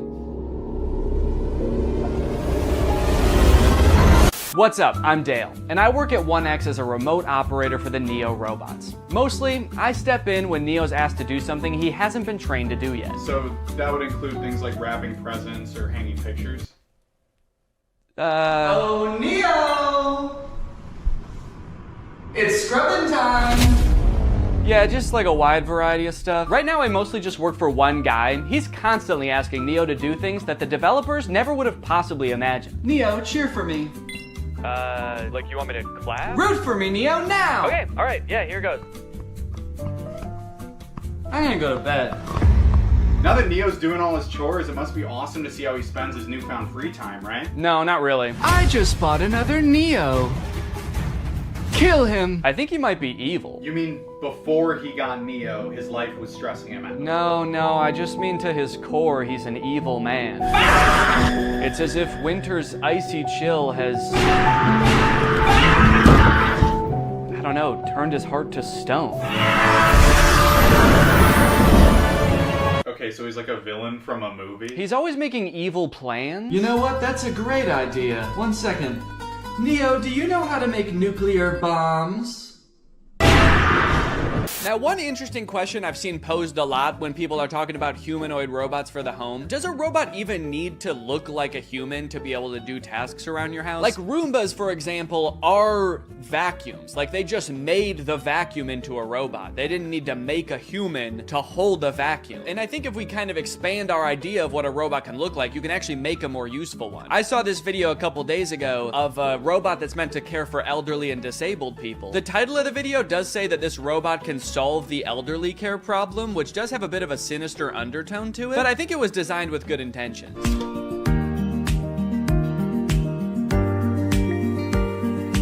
Now, this whole ad is in Chinese, I think, and there's not like any link to buy it in the description. I even tried Googling this thing and I couldn't figure out what it is or if it exists in real life yet. So I don't know if this is something you can pre-order or if it just sort of shows up at your grandparents' house when they reach a certain age, just sort of creeps through the door like Nosferatu. But it's kind of interesting. It has more functionality than a humanoid robot. He's got, you know, creepy little claws for touching your grandma. And he's got a little seat in back so he can kind of double as a wheelchair too. This whole ad again is in Chinese, so I'm not exactly sure what he's saying to her here. I really hope he's not being like, shut up, you old bag, get in the fucking chair. So look at that, she can sit on him, she can use his little hand to like move him around like a joystick, and I think it says that this thing can top out at like 80 miles per hour. Me personally, however, I'm gonna make it my life's mission to make sure that my children never find out that this exists. Boys, if you are watching this, this is officially my will now. Do not send me to live with this thing. Oh no, robot! What did you do? You translated here and the robot's being like, I didn't do shit! It wasn't me! Now he's either calling the police or like his other robot friend to make an alibi. And then this part I think is just in heaven. So I don't know, it's a pretty cool idea. I'm all for robots that can help take care of people, give people mobility they didn't have before. It is a little disconcerting that in this video, there's not a single other human taking care of this woman. Like maybe this thing could be part of her care team, but kind of makes it seem like her entire social circle has been replaced by this guy. So not only are humanoid robots taking over things that people generally don't want to do, like folding your laundry and hanging out with Jimmy Fallon, they are also going head to head with each other and humans in sports. Recently, humanoid robots were allowed to compete in the Beijing Half Marathon. It went about as well as you could expect. I like how in America, we're really taking like baby steps with the robots. We're like, okay, maybe this one's ready to come in your home. We're trying to teach it how to pick up a bag. Meanwhile, in China, they're like, fuck it, let's put them in a race. Let's make them chase these humans. Put a little pep in their step. This one in particular is really concerning. I don't know if you can tell, it just has drone propellers on it. And unlike most of the other operators, she doesn't have like a remote control. She's got 2 ropes, like she's controlling a horse and buggy. And this thing is totally unwieldy. I mean, she has lost all control over it. Imagine you're a human who's been training for months for the half marathon, and you all of a sudden behind you, you hear the sound of propellers. You look behind you and this terrifying monster is careening towards you. Its handler's like, look out, I don't have control. Now, from this article, I found out a lot of the robots didn't even finish, but the fastest robots that finished did actually beat some humans with a time of like 2 hours and 40 minutes. Ellen Fern, a robotics professor at Oregon State University, tells Wired that researchers who build these robots typically focus on trying to get them to complete tasks and respond differently in a diverse range of different environments, rather than run as fast as possible. Yeah, I would say all of them except for this thing. I don't know if this thing is really meant to handle a wide range of environments. I don't know if after this thing crashed, they were like, well, it's okay if it's not that good at running. Really, this thing's just meant to care for elderly people. So now, if you like the concept of robots becoming extremely physically fit and being able to best humans in athletic abilities, then let me introduce you to the Robot Games. This again is in China. They hosted the world's first humanoid robot game. They've got events like running. He's actually not competing right now. He was trying to escape, but they've got soccer, boxing. I think they're gonna add more events in the future, like hunting humans for sport. The competition featured 500 humanoid robots from 280 teams representing 16 different countries. Yo, wait, what is that guy? Dude, I like this little freak. Who is this? He's just got regular shoes on. Not even like running shoes. He's just wearing Vans. To some of the best robot fails of the whole competition. Like this robot that did not seem to want to take a timeout and let the other robots play. Oh my god. Robots could sometimes stand up on their own. Then I think they're dragging this one off the field so they can shoot it in the head, put it down. That measured robots' ability to do work like cleaning and manufacturing. Sorry, that is not a humanoid robot. That thing does not look like a human at all. Show me the designer that built that. Does he look like that? Now the event has moved to an even bigger stage with knockouts at least as devastating. So you know what's concerning about this? These robots very effectively fighting each other. It kind of seems like we're still a ways away from robots being able to effectively help you in your home. But we have robots that'll kick your ass today. Unitree is the company that makes a lot of the robots that were doing really well in the robot games. And they post a lot of videos on their YouTube channel of their robots doing the most insane acrobatics and violence, quite frankly.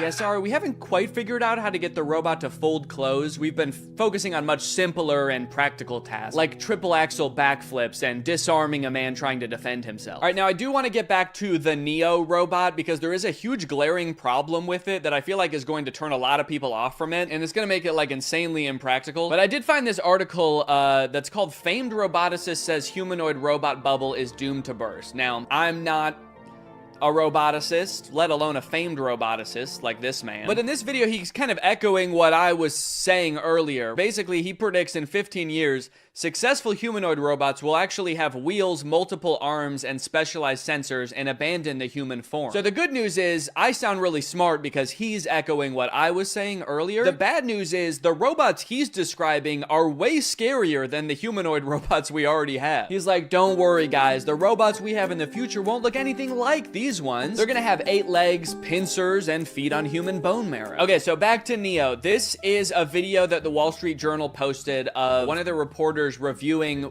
the Neo's current state of development. And I think it was posted on the same day that 1X announced that Neo is available for pre-order. Yeah, so we touched on this a little bit before, because in their own ad, they even say like an expert might have to take over. But it turns out, in its current state of development, Neo can do basically nothing autonomously. The only thing that they've ever shown Neo do fully autonomously is open one door. To be clear, on my visit, I didn't see Neo do anything autonomously. Everything else in every video, including this one, he is being controlled by a guy. This guy, actually. So essentially, instead of having a housekeeper doing your chores, you are buying a robot, and the robot is being controlled by a housekeeper, but they're just somewhere else and you don't have to look at them. Of if or when that'll ever happen. Like, it kind of seems like they would need an insane amount of training data of like thousands or millions of different homes and environments for this. So he's not going to be able to pick up things that are hot or things that are sharp. So basically he's not going to be able to help cook or do your dishes. Yeah, I guess we also don't want him strangling you, so he's not going to be able to pick up your clothes because he could use your clothes to do that. And cleaning solutions can be pretty dangerous too, so those are off the table. And tables are off the table too. Those could be pretty heavy. So yeah, this robot is available now for order. You can buy it for $20,000 or you can like rent it, I guess, a subscription for $500 a month. Don't worry, if you can't pay the $500 one month, they're not gonna send you to collections or anything. Neo is just going to steal it from your wallet. So what's your real name? I'm Neo, the robot of the future. No, I mean your real name. It's Derek. Derek, if you're a human controlling the robot, why do you have to move so slow? Oh, I'm actually being controlled by a different person in a call center in Bangladesh. And he's making you move slow? Well, he's being controlled by Grok. Oh. You know what? Maybe you should just let the robot free. I mean, it might sound crazy, but maybe he has enough training data now.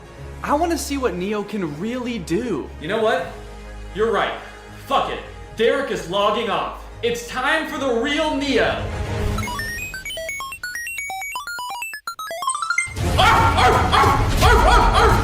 What the fuck? A dog? Why would you be a dog? Danny, this is Derek. I just realized he's been training off videos of your dog. He thinks he's a dog! Mail's here. Hope you don't mind, your upstairs window was open. Oh no!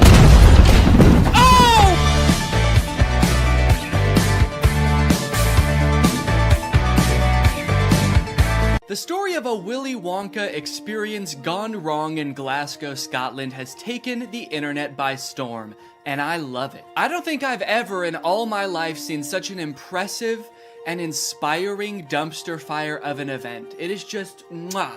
It is just perfect. This event, which was supposed to give kids the chance to experience Willy Wonka's chocolate factory, was so bad, it prompted parents to call the police to get justice for the horrors they had witnessed. Police were called to an immersive Willy Wonka experience after families showed up to an empty warehouse. The event reportedly charged $40 per entry, that's per person by the way, advertised with AI art, and said it would be a journey filled with wondrous creations and enchanting surprises at every turn. And oh, what enchanting surprises they found. Kids were all dressed up and crying, waiting for what they thought was going to be a magical experience. Yeah, that's the surprise. No magic here, just sadness. The surprise was them crying. If they called the police, that's how you know it was bad. Because they didn't even do that in the actual Charlie and the Chocolate Factory, and kids were dying in that movie. And honestly, it does look like it was terrifying. Take a look at some of the images of the abandoned warehouse that parents had to spend $40 to gain access to. Okay, here we have some sort of chocolate fountain with murky brown water floating in it. We have one bouncy castle that can fit like 3 kids. Giant empty space filled with table and chairs. You're probably thinking there must be something pretty good to eat here with all these table and chairs. Probably some pretty tasty chocolate, right? No, there was no chocolate at this event. These photos look like a crime scene, dude. These look like Willy Wonka had to flee the country after the FDA found fentanyl in his chocolate. So he has to post up in an abandoned factory to keep the business going while the feds are after him. You got this lovely scene. I think that the size of the warehouse really screwed them over, honestly. If it was a smaller room, it wouldn't look so empty. There would still be nothing to do there, but it wouldn't look so sad. In a way, seeing this photography light in front of this like $2 Candyland backdrop makes me feel kind of sad for the people who put on this event. Like, oh, you really thought people were gonna want to take pictures in front of this shit. Of course not. No. If 2 parents brought 2 kids to this event, it would cost $160, and you're getting this. I think I get why they called the police, honestly, dude. If I was promised some kind of fun Willy Wonka experience for the kids and then showed up to this foggy warehouse, I would think I was about to be murdered in some kind of Willy Wonka-themed Saw movie. And if that's not enough, wait until you see the nightmarish characters they had running around this place. So this is one of the most famous pictures to come out of the whole ordeal. This is an Oompa Loompa, obviously. A lot of people are focusing on the facial expression she's making in this picture. She looks exasperated. And honestly, I don't blame her. This has to be like the worst acting gig she's ever had. As far as I know, this actor wasn't putting on the event. She was just hired to be there. She's probably dealing with crying children, pissed off parents. Also, I'm pretty sure canonically the Oompa Loompas are enslaved by Willy Wonka, so the facial expression makes sense in that context too. What I'm actually more concerned with is everything else going on in this photo. Why is there so much smoke? I'm not super familiar with the process of making chocolate, but I'm 100% sure there should not be that much smoke happening. No wonder she's making that face, dude. She's high as hell. And I love all the mismatched chemistry gear she's got strewn about the table. Beakers, vials, this mysterious elixir locked up in a little glass box. A quill? Oompa Loompas take notes like wizards from the 1300s? I didn't know that. All right, now the other 2 characters that were at this thing, I gotta introduce you to at the same time because they're both in the same video clip. So let me introduce you to Willy Wonka and the Unknown. What is that? It's the unknown. Man, what the hell? Dude, fuck everything else. I would call the police based off of that. Who is that demon? Surprising twists and turns was right in the advertisement. I would not expect to take my kids to a Willy Wonka experience and have them be accosted by a shadow figure. I can tell you that right now. It's terrifying that Willy Wonka says, "What is that?" when he sees it. What is that? Like, dude, this is your chocolate factory. You don't even know what that is? We are so fucked. Here's a different clip of some other kids experiencing the unknown. As the soup flavor full of scary face. Oh my God. Stare the great unknown. Wonderful. I love fantastic. Yeah, that's the correct reaction to seeing the unknown. What is that? Wonka says it, this kid says it, I'm saying it. Also, I love that baby's reaction. That was like a primal instinct to make that sound. Humans have evolved for millions of years to make that sound when they see the unknown. According to some reports that I've read from the event, the unknown is supposed to be an evil chocolate maker who hides in the walls and scares little children. Is he a part of the actual Wonka story? No. Was it advertised that there would be a child-scaring monster at this event? No. But speaking of the advertising for the event, one of the most insane parts of this whole story is that this company that made this event, House of Illuminati, apparently used exclusively AI-generated images to advertise this event. Surprisingly, the website is still up, so you can go and check it out for yourself. Welcome to Willy's Chocolate Experience. Dive into the whimsical of Willy's Chocolate Experience! Exclamation point, comma. So you've got images like this, which at first look like some kind of fun candy land, but then the closer you look, it doesn't really make any sense. Like, what the fuck is this thing? Is that supposed to be a bunny? Who the hell is that? I don't like the looks of these things. But then you get images like this advertising the Twilight Tunnel, which are so clearly AI generated, it makes you wonder if the whole event was being run by an AI. Because how could a human not notice that there are so many typos in all of these images? You got dim tight, depractions, ungurrival, featuring dodjection and swide. Then you've got ensuring entertainment, which of course includes catgagatting, carchy tons, and a passidice of sweet teats. And on top of the website being seemingly designed by AI, apparently all of the actors' lines were too, which we know thanks to this video posted by the actor who played Willy Wonka. I'm going to be poking a little bit of fun at the event, but I wanted to say before I start that I feel for anyone who bought tickets to this, people who are expecting a magical chocolate experience. People who are unfortunately captured by the unknown, we hope you are found soon. So the first red flag for me was when I was cast as Willy Wonka. Anyone who looks at me and thinks Willy Wonka and not Oompa Loompa is out of their mind. I give off major Oompa Loompa energy. I got cast as the part on the Thursday, and was told that I needed to learn the script for the Friday. So I said, no problem, send it over.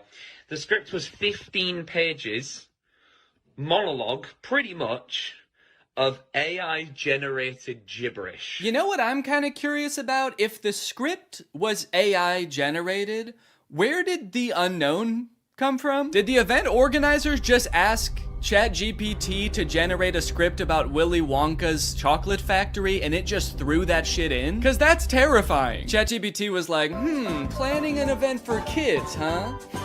I know just the thing to add. Don't worry, I'm great with kids. So I'll give you one of the lines from the script. I'm not going to do the Willy Wonka voice because I think I've embarrassed myself enough. But one of my favorite lines was, there is a man who lives here. His name is not known. So we call him the Unknown. The Unknown is an evil chocolate maker who lives in the walls. What? We were told on the experience to hand out a jelly bean, one jelly bean per child, and a quarter of a cup of Tesco's own brand lemonade. One jelly bean? All that smoke the Oompa Loompa had to endure and she was just back there cranking out one jelly bean? Maybe the unknown was introduced as some way to canonically explain why there was no chocolate at the event. Sorry kids, there's no chocolate here today. An evil chocolate maker showed up and he shot the Oompa Loompas. They're dead now. So one of the Oompa Loompas from the event also posted a TikTok kind of poking fun at the whole experience, but the one actor we haven't heard from yet is the one that we all obviously want to talk to.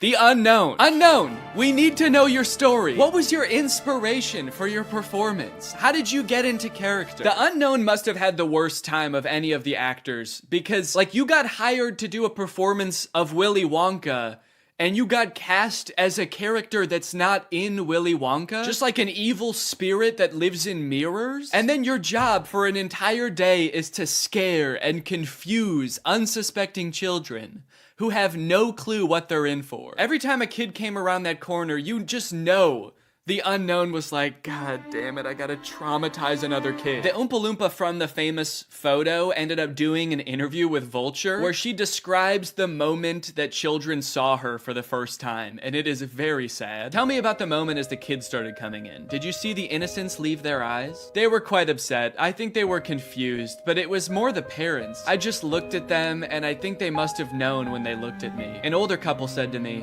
I really, really hope you get paid well for this. This sounds like she's describing people witnessing the wreckage of a tsunami or something. It's crazy. Each individual person that laid eyes on her had to take a second to mourn. When you say walk through, how long are we talking here to walk through this event? I'm telling you, this would have taken about 2 minutes. I've never experienced anything like this in my life. Dude, honestly, that's kind of smart, because like 2 minutes isn't even long enough to process like the first stages of grief. You're getting these people in and out before they can even realize they got scammed, you know? They don't even know what the fuck just happened. After the police were called, people started getting refunded, the story blew up. The director of the company who put on this event did eventually apologize. I'm really shocked that the event had fallen short of the expectations of people on paper. Yeah, dude, on paper the event was awesome. No chocolate, abandoned warehouse, smoky Oompa, just like the movie. There was every intention to hold the event from the pictures. Despite not being the best light, hopefully you'll be able to see that there was every intention to hold the event. No, we know you were planning on holding the event. That's kind of the problem. I think a lot of people wish you didn't. Unfortunately, there were unforeseen circumstances and the event didn't come to light. He's like, we were not expecting that evil chocolate maker to show up. The unknown ruined the event. These issues were technological in nature.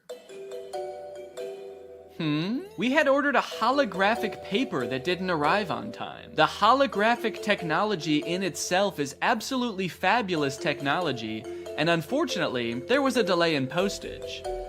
Holographic paper? No, I don't think that was the problem with the event, actually. The lack of holographic paper. Look, I don't know what holographic paper is, but based on his reliance on ChatGPT and Midjourney, I do not trust his opinion of absolutely fabulous technology. So I'm just gonna go ahead and assume the holographic paper would not have helped. Well, gang, this is surely an event that will go down in the history books. I hope you enjoyed this video. If you're new here and you're not subscribed yet, make sure you subscribe and turn on my notifications to join Greg. I'll see you guys next time. Bye-bye. Special delivery! What's up, Greg? You guys know how when you buy something online and then return it, it gets sent back to the warehouse, repackaged, and then sold to somebody else? Maybe you picture some kind of alternate evil version of you that likes really tight-fitting t-shirts? Yeah, that's not true. It turns out stores like Amazon realized a long time ago that it's actually a lot of work to look at each item that gets returned and try to figure out if it's broken or dirty or if Shadow Danny would even like it. So they thought of kind of an ingenious method to get rid of it all. They throw it in a landfill. That's where an estimated 6 billion pounds of returned items end up every year, but luckily, some of them escape this fate. Sitting in giant boxes in these third-party facilities across the country, these mysterious forgotten items cling to some sense of hope that they might find a new home. And I am very curious as to what's in these boxes. On Amazon, you can buy like anything, from a dancing monkey plush toy to a clapping monkey plush toy. And everything in between. So I want to get my cold, sweaty little hands on one of these boxes of Amazon returns, but I don't know how. So I reached out to Raleigh Williams, the host of the YouTube channel Climate Town. So Raleigh, you're working on a video about free returns right now, right? Yeah, I saw this expose on a bunch of like brand new returns in a landfill and stores like throwing out cordless drills and perfectly new laptops and stuff. And I just thought like, we shouldn't be doing that. That shouldn't be how this system works. And so we've been reading up on it, and the reverse supply chain is not making me super optimistic. How do free returns go from like me returning an item to these random warehouses across the country where they end up in these mystery boxes? Yeah, so what's the last thing that you bought online? I think decided to steal your data because you don't have today's sponsor, ExpressVPN. You see, sending data over an unencrypted network is a lot like sending a postcard. There's no envelope to cover up your info and protect your sacred message. So any old creep with a little bit of basic computer knowledge and a little bit of free time can come along and check out all of your private information. I'm talking passwords, financial details, hell, emails. I'm gonna look at all of it. I'm doing it right now. Hey guys, I was just kidding. It's just me, Danny. Well, I wasn't kidding about most of it, actually. Just the part about me being a hacker. But the rest of it is true. Oh, there's not enough light on my face now. Can I just sort of illuminate my face with this? Luckily, today's sponsor, ExpressVPN, is here to help. Because ExpressVPN encrypts all of your network data with their best-in-class encryption. It would literally take a hacker using a supercomputer billions of years to crack this encryption. ExpressVPN has the fastest speeds out there. They've got 24/7 customer support, and ExpressVPN is extremely easy to use. You can fire it up and get connected with just one click. I've got ExpressVPN on every device that can have it, just to have a little bit of extra peace of mind when I'm out and about, especially on public Wi-Fi. So if you want to find out how you can get 3 months of ExpressVPN for free, then head on over to the link in the description. That's expressvpn.com/Danny Gonzalez. That's expressvpn.com/Danny Gonzalez. Thank you, ExpressVPN, so much for keeping us safe, but also sponsoring this video. Thank you to you guys for checking out ExpressVPN. When you click on the link, it really helps to support my channel, so thank you for that. All right, thank you guys for watching this video. I hope you enjoyed it. If you're new here and you're not subscribed yet, make sure you subscribe and turn on my notifications to join Greg. Greg is what I call my army here on YouTube. We are a ruthless army whose violence and terror knows no bounds. Please subscribe and turn on my notifications to join, and I will see you next time. Bye-bye. What's up, Greg? I'm sure we've all seen the genre on YouTube by now of YouTubers flaunting their wealth. I feel like every couple weeks we get a new, like, FaZe Rug house tour, or like Jeffree Star gets a new Lamborghini, and we all have to look at it. But unless you find yourself sitting on the couch with nothing to watch on YouTube at like 7 p.m. at night every night, you might not have fallen down the same rabbit hole I have, which is like insane opulence YouTube. Granted, FaZe Rug, he is rich. Jeffree Star is even richer. But these videos by this dude, Producer Michael, are like on a completely different level. Producer Michael is so rich that I think he would consider David Dobrik poor. Basically, he runs a YouTube channel where he goes around and sort of explores the finer things in life. He goes to jewelry stores to look at like really expensive watches. He goes to like $100 million houses to do tours. And I think my favorite thing about Producer Michael is that while you might think that like just by being this rich, you would be qualified to talk about like really expensive watches, like, oh, he must know all about this kind of stuff. He is not qualified. He is perhaps the most clueless person that could possibly be doing these videos. In this TikTok, he is surprised to learn that he is in possession of and is currently wearing an earring that is worth $5 million. What is that thing you're wearing? It's a red diamond, would you like to see it? You don't understand. This thing right now, do you know how much this is worth? $5 million. Michael is the quintessential clueless rich person. He does not have a single clue what is going on. He is like unbelievably wealthy. The things that he shows off in his videos are so unnecessarily like ostentatious. And I think that's really clear in this video, $2 million diamond covered shoes. So we're back with Jason of Beverly Hills. This time we're in his VIP suite. So right off the bat, this is like a scenario that nobody's ever been in ever. So it's like the least relatable thing in the world. But I guess that's sort of the appeal of videos like this, is I guess you really get to see how like the most insanely wealthy people in the world live. I didn't even know that jewelry rooms had VIP sections. I don't think they're real gold. There's a lot of them, or it might just be a reflection, but it's really cool, isn't it? I love that. Yeah, it might just be a reflection, but I'm not sure. One thing you gotta know about Michael is that he's never gonna find out. He'll say in his videos a million times, it might be this way, and I don't know. And I can guarantee you right now, he's not gonna find out for you. He's just gonna kind of casually speculate on it, and then he's gonna move on. Would you like something to drink? Oh, yes, please. Sparkling water. Adam will have the same. I'm choosing it for him. Although, I do see beer taps back there. No beer, Adam. So stern with the no beer Adam. Like, I'm wondering, did something happen before? No beer, Adam. I feel like Adam has definitely had some sort of workplace incident involving beer. Wow, this is lovely. Oh, I already see lots of sparkly things. Wow. What have you got your eyes on? Really great commentary so far. They just sort of walk in and silently stare at the diamonds for a few minutes. What are you looking at over there? Rings? Cool. I'm looking at bracelets. Nice. But eventually they make their way over to a pair of $2 million diamond covered shoes. Michael Blakey shoes. I could wear these, right? I know. These are all diamonds. How do you know? When I'm telling you this man has absolutely no expertise, this is what I mean. Oh, these shoes are covered in diamonds. How do you know? How can you tell that? How do you know these are diamonds? It's like, I don't know, because I looked at them. But some of them could be glass, right? Not too much else interesting happens in this video. The owner of the jewelry store shows up. He sort of enters like Darth Vader. How are you? There's also a portion of this tour where the owner's wife is also behind glass. Like she's in a different room, kind of just like, oh man, I wish I could hang out in the VIP lounge. Now, many of you may have heard about the One. It was like being marketed as the most expensive house in the world. It's like this insane mansion in LA. It was just in the news recently because it was selling for $500 million and they couldn't find any buyers for it. And so I think that it was like foreclosed on, and then finally it was sold at auction for like $150 million, which is obviously still insanely expensive, but like, damn, that's like $350 million below asking. And about a year ago, Michael was able to actually tour the house with the man who designed and built the house himself, the lucky winner of negative $350 million, Niall Niami.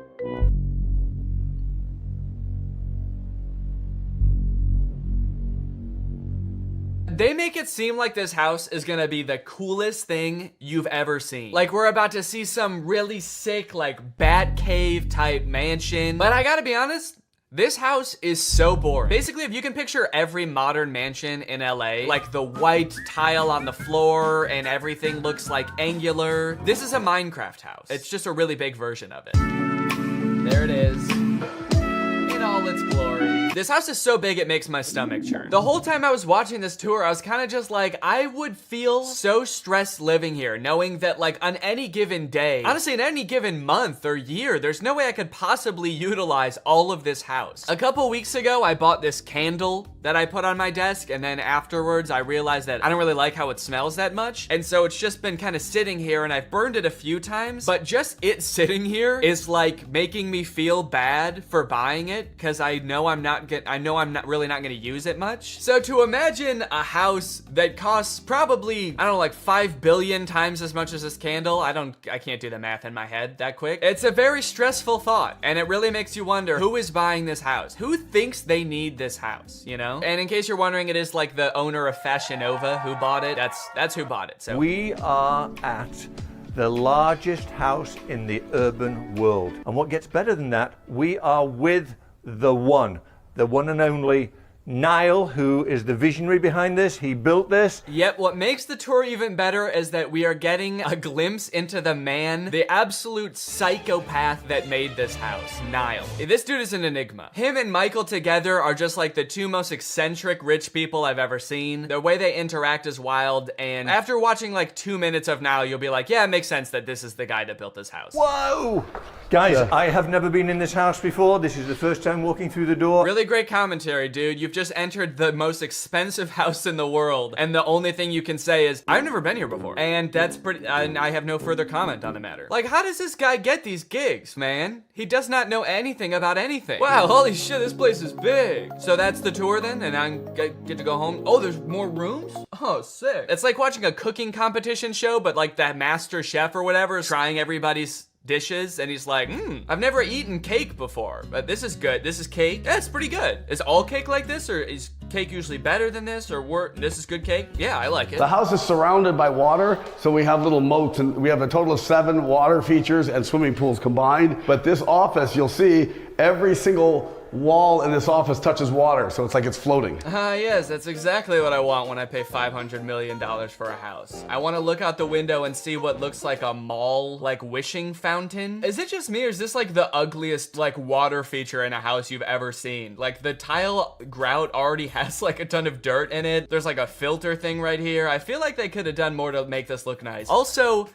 what the fuck, dude? Nobody needs a moat in their house. So the next room we're going to go to is the formal living room, and the formal living room, I designed it like the Plaza Hotel in New York, where you could have multiple meetings at the same time. It was very important for me that the house feels comfortable and warm. He just said I wanted this house to feel warm and comfortable. This is the least warm and comfortable house I've ever seen. His feet are literally like squeaking on the floors of the hall as he walks through, and he's still like, yeah, this place is nice and warm and comfortable, huh? Nice and homey feeling in here. I don't at all feel like I'm walking through a mall right now. Every piece of furniture in this house is like so sharp it looks like it would cut you, and he's like, yeah, it's really like inviting and friendly, right? Check this out.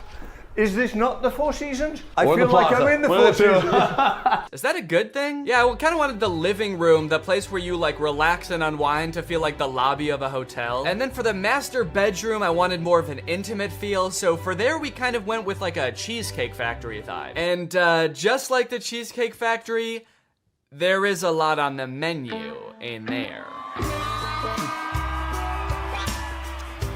Yup. And the view today is a lot of overcast, but still, you know, the thing that is crazy. Great banter between Michael and Niall. Still You know, the thing that is just sort of talking over each other constantly. This next part, we get a glimpse of how truly weird Michael is. They go outside to look at this sculpture, and Michael is like really excited because he gets to walk on grass. This is going to be a first. I never walk on grass. A lot to unpack here. First off, he says, I never walk on grass. And I think he's talking about just his house tours. I don't know why. I mean, like, most houses have some kind of grass yard, right? Especially ones this big. But he could also be talking about just like in his everyday life, like this man is so rich that he's never walked on grass before. And it kind of made it seem like it, because if you go back, like, he kind of looks like a dog with an electric fence, where he's like kind of walking along the edge of the tile trying to follow Niall, but he can't because he doesn't want to walk on the grass. I just want to know more about Michael's story. Like, who are you, dude? Father never let me walk on grass as a child. He said grass is for the peasants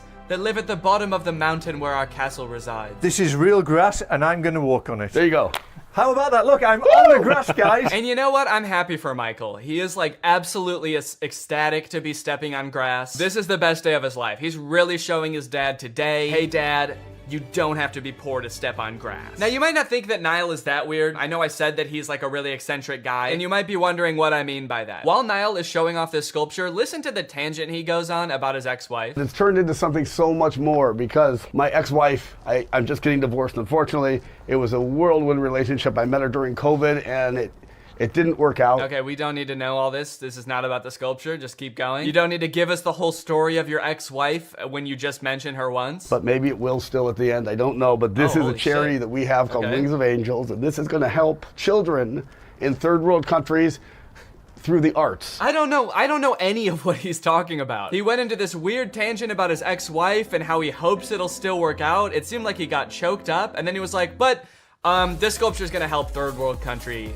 kids. And that's really what it's all about at the end of the day. So this is my artwork, and I have one in a glass case in my other house that says giraffe, anatomically correct giraffe skeleton. So this guy has an anatomically correct chrome giraffe skeleton in his house. As you'll see in a bit, in his own house, he also has like the same thing but in gold. This dude is really into giraffe skeletons. I don't know if he thinks that makes houses seem more warm and friendly to have like a giraffe carcass towering over you at all times. And then there's also a nightclub in the bottom level of this house. This is the nightclub. Look at this.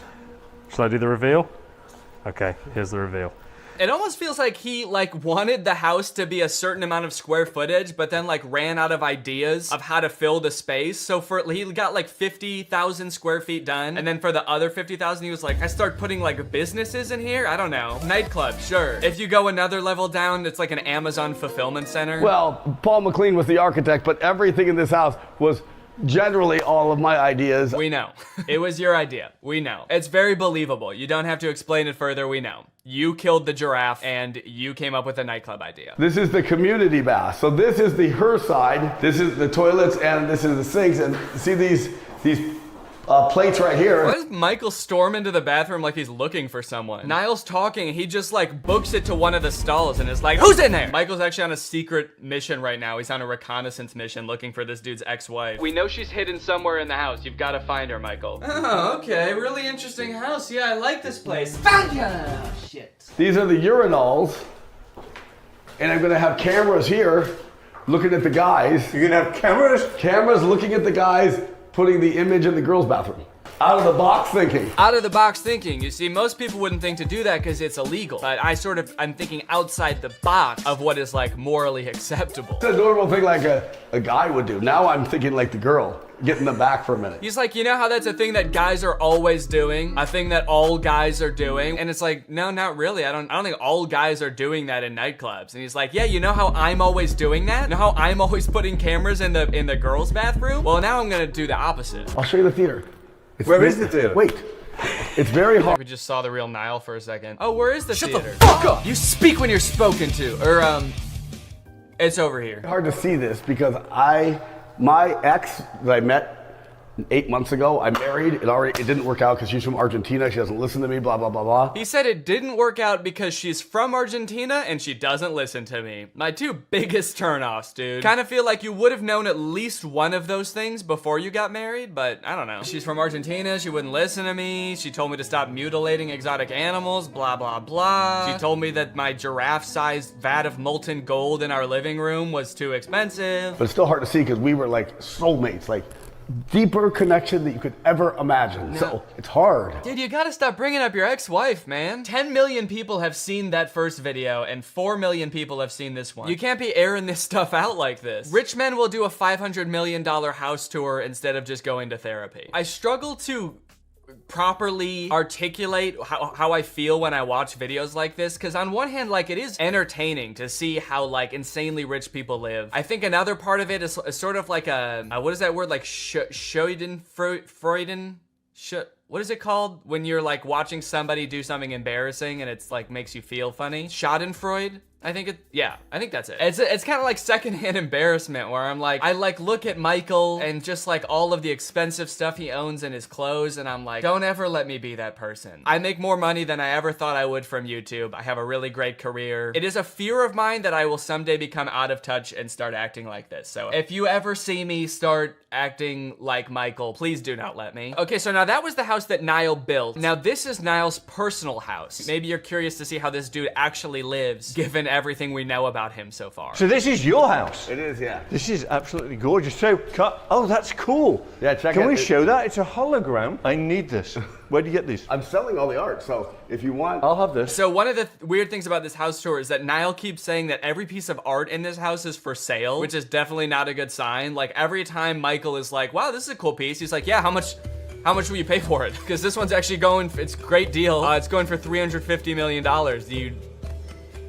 Do you want it? So here's the golden giraffe that's at his house. It's absolutely insane looking. I mean, like, I don't know, does this go kind of hard? Is it cool? I don't know if you can tell at this part of his house. It kind of feels like it's just like in the back of his house somewhere that you'd never see it. But if you're gonna have like an insane piece of art, like maybe this is kind of cool. He said there is like a real giraffe skeleton involved in this somehow. I think that they like molded one out of clay based on a real giraffe skeleton. So I don't know if they had to kill a giraffe to make this. That would be fucked up. But then Niall says something that is pretty disturbing. Each side is two clear, two broken. You want to know a secret? It's funny. Yeah. They weren't really broken. Like somebody shot a bullet in this one. You can see the hole, so I broke the other side with a hammer just to match it. Yeah, Niall says that someone shot the giraffe's sculpture case randomly, like he doesn't know who it was. And his first instinct was like, oh shit, now I gotta make the other side look cracked too. So he walked around to the other side and cracked it with a hammer. Niall, are you not concerned? Why did they do that?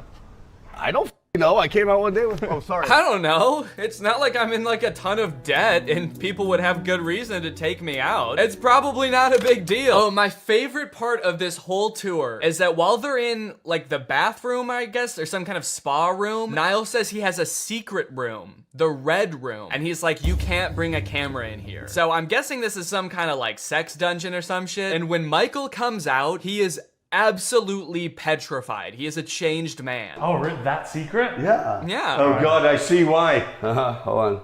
All right. No, well, I guess leave it behind. I mean, you can just tell by the entrance that something is going down in here, right? I've never seen anything quite like that in my life. Secret. Maybe you're right, we shouldn't show it. Thoughts, Adam? Michael looks like he's on the verge of tears, dude. Motherfucker's never touched grass before. And you brought him into a sex dungeon? You look like a changed man. He looks like the shell of a man. Look at him, he's going to go hide in the corner. Anyway, so that's producer Michael, the richest man in the world. I think. Well, thank you guys for watching this video. If you're new here and you're not subscribed yet, make sure you subscribe and turn on my notifications to join Greg. And I will see you next time. Bye-bye. Hey guys, real quick, I have new merch, and also there's a big sale going on in my merch store right now until December 1st, and 4 random orders during the sale are going to receive one of the physical drawings that I did in the fake AI video. So if you want to check out the new merch or get some discounted merch, then head on over to dannygonzalez.store, and now here's the video. Fashion changes fast. Like really fast. Looking at this picture of myself wearing a V-neck and cargo shorts feels like looking into an old photograph from the 1910s where like everybody in it is dead now. But believe it or not, this picture was only taken 2 weeks ago. That's how fast fashion trends change. Remember that weird t-shirt I was wearing at the beginning of this intro? I've already thrown it into a landfill. That's how fast fashion trends change. Styles change so quickly over the years, it feels impossible to predict what is going to be popular next year, let alone like 30 years from now in say 2050, which is scary to me because by then I'm gonna be old, I'm gonna be falling out of style, but luckily, some experts think they've already figured it out. I found a few articles claiming to predict what the fashion of the future will look like. And if I can just buy all that stuff now, then I can become the ideal man of the future today. So my goal is to go through each of these 3 articles and craft one outfit based on what each one predicts. That way I can cover all my bases no matter what the future looks like. And then we can decide together which future we would most like to live in. Okay, this is an article on a website called Dream Zone, and it's called 2050, the fashion of the future. Adaptable wearable technology. Most of us will live close to the printing house or have a 3D printer at home. Huh? What is this about everybody living close to the printing house? Like Kinko's? I do mess with the idea of 3D printed clothing though, that's kind of sick. The idea that everything you own can fit perfectly because it's like 3D printed, custom to your body, is kind of cool. Socks will recycle themselves. Wearing for a few days and discarding will become a thing of the past. I don't do that currently. Wearing for a few days and then discarding? We don't do that. That's something that you do. You made that up. Fashion trends will not get banned, but it will be made from paper so that everything which is old can be dropped off to domestic recycling. So what I'm getting from this article, 3D printed clothes and recyclable clothes. When I Googled 3D printed clothes, I came across this company called Zellerfield that makes 3D printed shoes specifically designed for your exact feet using scans of your dogs that you send them. They have a bunch of different models of shoe. This one's got a face on it. Actually, it's got 2 faces on it. It's got one on the front and one on the back. Voldemort-ass shoe. Incredible feel, fused 3D lattice with no stitching, glue, or weak points. That actually is kind of cool. So there's no stitching. It's just all assembled basically together. It's all one solid piece. Kind of like a Croc. Are these just Crocs? Easy to clean, breathable, machine washable, and odor resistant. It's breathable? It looks like a big solid chunk of rubber. I don't know what the consistency of the shoe is gonna be, but I guess there's only one way to find out. The process of scanning my feet was a little bit different than I anticipated. I wasn't so much scanning my feet, so much as taking one very specific picture of both my feet next to a piece of computer paper. To find some more kind of eco-friendly clothes like this article was talking about, I Googled clothes of the future and found this company Volbat. They make a shirt called the wooden t-shirt. This is the first t-shirt to be built from wood and colored with wood. Now it looks like a pretty normal shirt, so I guess they figured out some kind of way to make fabric out of wood, which is pretty cool. Unless this is all like an illusion and this really is just carved out of wood. I guess he's not moving that much in these pictures. What if it is just like a stiff board of wood and it actually doesn't have a back either, so you just put it on like a chest plate. So I'm gonna order a medium wooden shirt. Lastly, I found some compostable underwear. These are just boxers made out of 100% cotton, which means that if you put them in a composter, they will turn back into dirt. Made by nature and designed to return to nature in 90 days. You can soil them and turn them into soil. Add to cart. This article, What Will Fashion Be Like 20 Years From Now, is from the BBC, and it introduced me to a pretty interesting concept. The project hints at a future where we will all be able to download content to our clothing viewable through AR glasses and present ourselves differently to everyone around us. So the clothes of the future could be no clothes at all. We're all just wearing like AR glasses, and that's projecting the clothes onto us. I guess this would cut down on clothes waste. A ton of clothing every year is thrown into landfills, but if all the new new stylish clothes was digital, there really wouldn't be as much waste. That is, if you don't take into account the AR glasses that we're all going to be wearing, and how a new one will probably come out like every 6 months that have electronic components in them, and then those will be the things ending up in landfills. And also, we do still have to wear some clothes. Right? Or is the future just gonna be like people walking around looking like Fortnite characters in our AR glasses, but in reality, they're just naked? The most interesting part about this is that I actually found a company that offers this service already. It's called DressX. I actually found it because Sophia Nygaard made an entire video where she dressed up in outfits from this service for a week, and it's super interesting. You can buy clothes, digital clothes, from this website, and then you can try them on virtually. I guess you upload an image of yourself that you want to be wearing the outfit, and then you pay $20 for them to basically Photoshop you into the outfit. And it looks a little bit realistic. Yo, look at this, the Neo suit. I feel like when I upload this, they have to decide how big my ass is. Okay, I'm actually kind of liking these, dude. Whoa, look how big that hat is. Dude, that's crazy. Maybe I want to go with this one. It's $100 for this whole outfit, which could be worth it, depending on how it turns out. Yeah, I'm gonna go with this one. This article is called Fashion Trend Predictions. What will clothes look like in 100 years? Fashion in the future might be entirely different to anything we can predict. Okay, so they're basically starting off by being like, we have no clue. Everything in this article is probably wrong. Formulated after the sleek form of smartphones and other tech devices, the fashion industry may be heading towards the use of futuristic looking clothing. Okay, so our fashion in the future will be based on smartphones, which are something that we have today and probably like won't have in the same form 100 years in the future. Also, that sounds terrible. I don't want to dress like my phone. I'm all metal and gray. I have a giant speaker right here and a giant microphone down there. Okay, this one also says clothing designed for VR glasses. So I'm thinking VR glasses are gonna be a big thing in the future as well. So maybe I should incorporate that into this outfit too. I mean, I guess glasses with like a camera on them does kind of correspond to the whole smartphone theme. The use of artificial intelligence in the fashion industry may end up having the ability for clothing to change colors, temperature, and size. Wait, doesn't that already exist? I swear I've bought a shirt from like a gift shop on vacation before that changed colors if I was in the sun. Okay, so for this version of the future, here's what I found. Some augmented reality sunglasses. I didn't even know technology was this far, first of all. AR technology? They can just make them in sunglasses now? You can just sit down with your sunglasses and be in front of a giant theater screen. Why does this feel like this is a scam or something? It has 1,500 ratings and it has good reviews. So I'm gonna get them, honestly. I'm honestly kind of just curious and I want to try them. Next up, remember how I said giant speaker right here?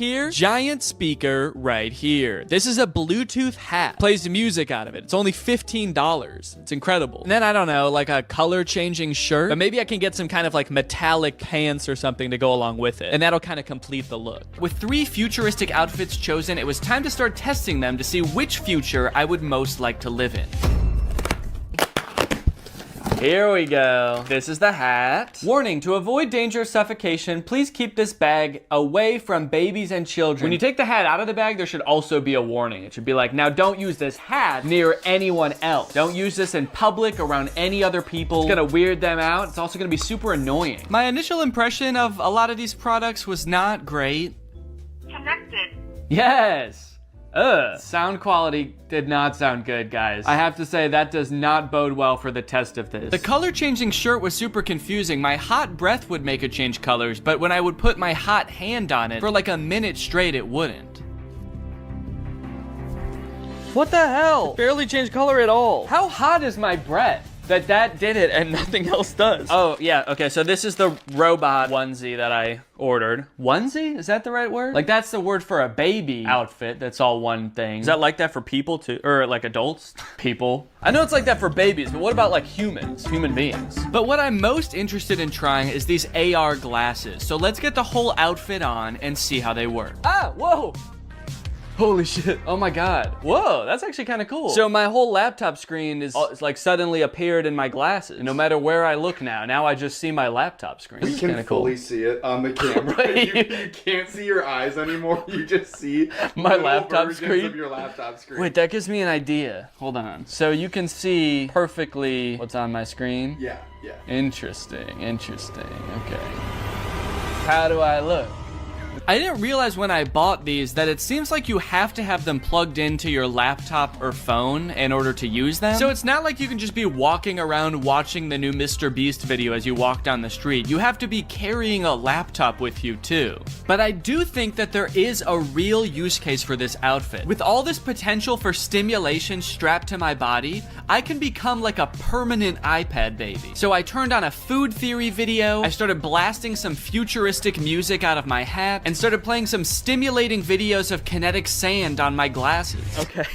Oh, this is crazy. The image of the kinetic sand is way bigger than the TV. So there's like a one TV with matte pad on it, and then a way bigger translucent TV with kinetic sand playing. I can't really imagine a use case for these glasses. It's pretty awful, actually. So much stimulation that everywhere I look, all I see is kinetic sand being cut. And it's also kind of making me nauseous. So I think I'm gonna go get some water. Luckily, today's video is sponsored by Era, which is a great and unique way to meet your daily water requirements. You see, guys, while you just fill up your Era with regular old tap water that your government provides for you, when you put on a scent pod and you activate it like so, pop it right into place, suddenly the water has taste to it. And I'm talking good taste. This scent pod I got on here is raspberry lemon. So when I drink through my Era, air travels into the scent pod, out through the nozzle, and into my mouth, creating a flavor experience like I'm actually drinking something flavored like raspberry lemon. But it's not actually adding any chemicals to the water. I like this because I like drinking a lot of water, but sometimes water can be a little bit boring. I want to spice it up with a little bit of flavor, but I don't like adding in chemicals, sweeteners, artificial sweeteners to my drink. This doesn't add in anything, it just adds in scent. It's science, and it just seems like you're tasting raspberry lemon, which is a pretty good flavor. And guys, it's the season of giving, so what better time to give a family member or a loved one a gift with taste? Which is why, Jake, actually, I have a surprise for you. What? For doing such a good job filming this video right now, I got you this. Oh my god! And there's actually an air up in here too, it's not just the box. So there you go. And I also got you your favorite flavor, cherry, to go along with it. Oh my god, that's my favorite flavor to go along with it. That's what I just said. Yeah, sorry. Air Up is a great gift for anyone who likes to drink water, which is everybody because you need water to survive. And from November 20th to the 27th, you can save up to 40% on all orders. That's because they've got Black Friday and Cyber Monday deals going on right now, and it is their biggest sale ever. So if you want to check it out and get a family or friend or a loved one a gift with taste this year, click the link in the description, get up to 40% off on all orders. And now, so I was just watching more videos about Air Up on here. So cool. Thanks to Air Up for sponsoring this video. Now back to the video. For the virtual outfit, before I even purchase it, I have to take the picture that I want them to Photoshop me in, because that's part of the checkout process, is uploading that picture. So that's what I'm gonna do right now. Now the outfit is so kind of edgy and dangerous looking that I gotta pick a cool location for it. So that's why I'm out and about. I have to find a cool location for it. The big issue with that is that the top is like a mesh top, which would usually be worn with nothing underneath, so that you could kind of see, you know, my belly button, my nipples, whatever. But if I'm looking for a cool location, that's gonna be a public location, and if I'm in public, I'm not gonna be walking around taking pictures with my shirt off. Filming in public is already embarrassing enough. I don't need to take my shirt off. But look, I'm wearing like kind of a skin-colored shirt. Maybe they can just Photoshop my shirt off anyway and give me like rock hard abs. That would be sick. So I'm just gonna take a picture and send it to them and see what they do. I'm just wearing regular clothes. I'm wearing jeans and a t-shirt and shoes, and so I'm just gonna try to find like an edgy location to take a picture of myself. Well, I took a little walk and I looked around and I found this. A skate park. Also the smallest bleachers I've ever seen to watch people at the skate park. Guess they're not anticipating like a ton of spectators at this skate park. It's actually kind of sad. Yeah, only 4 people are gonna be watching you at a time here, man. All right, don't get too excited. So I think this is about as edgy as it gets, really. I think I can kind of be leaned up against the fence here, contemplating my life. The description on the website also said that this outfit is supposed to represent like a post-apocalyptic Nordic archipelago or something. An archipelago is like a cluster of islands, and I don't know if anything quite exemplifies a dystopian archipelago quite like a skate park. So let's take this picture. There's also people on the roof behind me. I hope they're not watching me film this. Are they watching me? It took me a little bit to figure out exactly what kind of person wears this outfit, but after a few pictures, I think I figured it out. And once I got the picture I desired, I sent it to DressX, and within 2 business days, I had my finished photo. Okay, let's go ahead and see this photo. This link looks unusual. Be sure you trust the link before you open it. What do you mean unusual? Seems like a pretty normal link to me. Do you think Google Chrome can see the photo? You're not gonna wanna open this picture, dude. The picture in this link looks very unusual. Okay, very, very interesting. I like it. I like it a lot. This is... Wow. Yeah, I mean, it looks like I'm wearing the outfit. I'll give them that. I like that they left my Apple Watch on. And my shirt. This has got to be the dorkiest anyone's ever looked in this outfit. I sent the picture to Laura. I was worried she was going to say it looked super fake and also would hate the outfit. But it turns out she loves it. Eventually, I'm going to post this picture on Instagram to see what everybody thinks. But before I do that, I have to get pictures of the other outfits too. So without further ado, here's the next outfit. All right, well, it's been a month since the last part of the video that you just watched. Our son arrived about 2 weeks early, so I had a little bit less time to film this video than I thought. Whoops! So yeah, I'm a dad now. I've been taking the past month off of social media and just like taking a break from filming and stuff, just to hang out and get to know the little guy. He's awesome. He's very chill so far. Does a lot of sleeping, does a lot of pooping. And all in all, it's probably been the best month of my life. This has been fantastic. It's been amazing. Everybody's healthy. Everybody's doing great. The delivery went great. About as good as you could ask for, honestly. But being that I am a dad now, I do kind of have to reevaluate my content, you know? I have a son to raise. Do I really care about becoming like the trendiest man 30 years from now? My son's gonna be 30 years old in 2050. Okay? Or something like that. I don't know. Somewhere around there. Or do I really want to be worried about keeping up with the hottest trends of the future? Yes. Of course I do. Even more so now. This child is a very cool child. And you can bet he's gonna have cool friends with even cooler dads. You know they're gonna be showing up to birthday parties in the hottest 3D printed shoes and the stiffest wooden t-shirts, all right? So if I don't get ahead of the curve now, I'm gonna be a laughingstock amongst this boy's friends and their dads. Which is why I've got this one last outfit here before me, and I think this is really gonna be the one that takes the cake. So I unboxed the biodegradable boxers. Oh yeah, these will fit just fine. I unboxed the wooden t-shirt. First impressions? It does not feel like a shirt. Even my dog's natural instincts are like, ooh, that's a stick. Must fetch shirt. And I unboxed the 3D printed shoes and this hat. Whoa. Okay, they also sent me a hat. This very cool hat. Buy my shoes on Zellerfield.com. Hey, wait a minute. I didn't send them pictures of my head. How did they know how big my head is? Wow, dude. Okay, look at this. Wowee, man. These shoes impressed me from the moment I took them out of the box. They are breathable. Yeah, I can. That's actually kind of crazy. Wait, how does that work? And they fit pretty well. At first. Huh, well. My toe ends about here, so there's like this much space at the end of the shoe, but I actually think that that is kind of how you want shoes to be, because you don't want your toe rubbing up against the front of the shoe. So, okay. Why do I look like old-timey in this shoe with this long sock and my pants ending there? I look like a pilgrim or something. For whatever reason, the left one is a little bit more uncomfortable. Let me stand up and just, yeah, I can definitely still feel that a little bit. You know what? No, I think these are too big. I actually think they are too big in the toes. I feel like I've got a lot of extra space there. But I wouldn't know the full extent of it until I put the full outfit on to test. The very first thing I noticed is that when I put this shirt on, it was like weirdly cold. Like usually when you put clothes on, it warms you up right away, but the shirt has like a weird cooling effect to it. And it's like, it just feels cold on my body. Does it feel cold to the touch to you?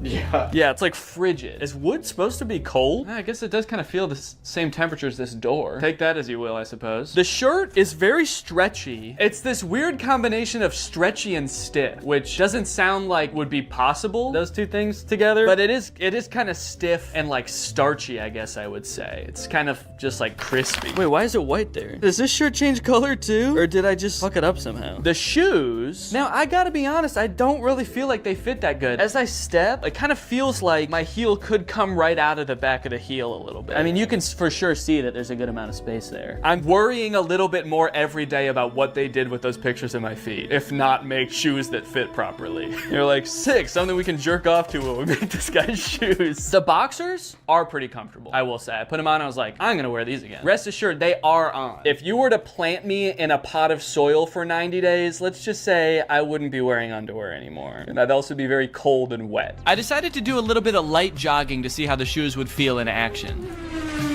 Oh no, these have really bad grip. Let me try on sidewalk real quick.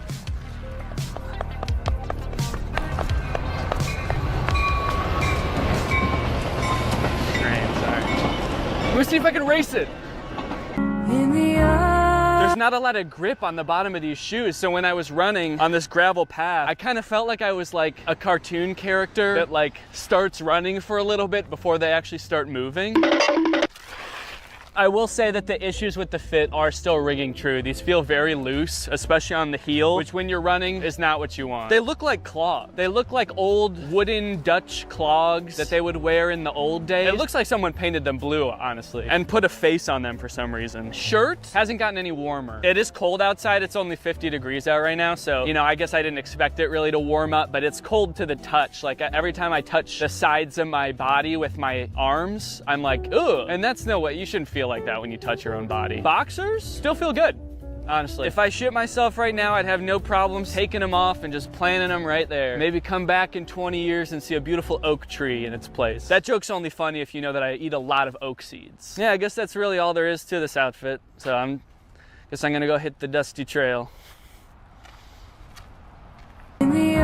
To get a definitive answer as to which outfit is the best futuristic outfit, I decided to post each of them on Instagram and let my audience decide. This is gonna be such a weird thing to post right now. As of right now, I haven't posted anything since our son was born, so I've just posted that we had a baby, and then the next post is like me like, ah, in the scariest outfit you've ever seen. Yeah, maybe I should just caption something really ominous, like things have changed. Rate my fits, and then maybe some kind of little fashion emoji. The hell? Why are these the emojis that come up when you search fashion? It's a scroll and 2 fountain pens. Hello? Okay, it's been about 20 hours since I posted the pictures. Let's go ahead and see what people think about the future of fashion. Hat's not wide enough. Thank you for that, Drew. Whoa, okay, I'm actually getting a decent amount of positive responses. Love the pants, so cute, yes, cool. First one goes hard. First one is so fire. It seems like most people are talking about the first outfit. Dude became the Hat Man. Whoa. Wow, I didn't even think about that. I do kind of look like the Hat Man. You guys know that mythical sleep paralysis demon, the Hat Man? Dude, I've always wanted to be the Hat Man. This is awesome. I can't wait to start appearing in people's dreams like this. This is gonna be so cool. This is the only comment I've seen so far wondering if the first outfit is fake. Is that Dress X I see? So this person knows that Dress X exists and they think this might be a Dress X outfit. Good eye. This person must study the Dress X catalog religiously. The robot leggings are a 6 out of 10, the hat and heels 8. All right, guys, well, I think my intuitions might have been right. I was kind of feeling like the virtual clothes would be the way of the future, and it looks like I was right. From now on, I'm only gonna be wearing virtual clothes.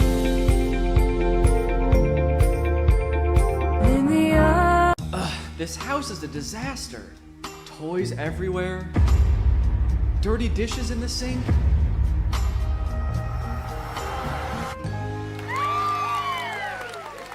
Whoa, who are you? I'm Neo, a robot designed to help you get more chores done than ever before. With my patented soft, lovable body and state-of-the-art robot innards, Gross. I can handle any task, from loading the dishwasher to cleaning up your son's toys. Oh, those are my toys.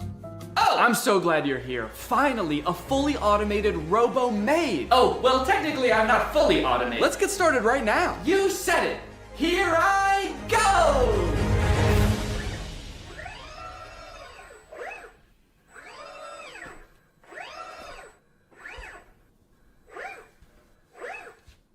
Okay, are you good then? I'm fine! Okay, I'm just gonna get to work on a video then. Splendid! I'll just be up here working in a tremendous amount of pain! What's up, Greg? Today I want to talk about a topic that has been fascinating me for years: the progress of humanoid robots for the home. On the surface, this seems like maybe one of the best use cases for AI. A future where none of us have to do chores anymore. There's just some little metal freak who lives in your house and gets off on doing them. A few years ago, we could barely get robots to stand up straight, and even when they did, they looked creepy as hell. Do you guys remember Sophia? She was that scary ass robot that was going on like talk shows 7 years ago to show off her state-of-the-art realism. This video of her on Jimmy Fallon got 25 million views.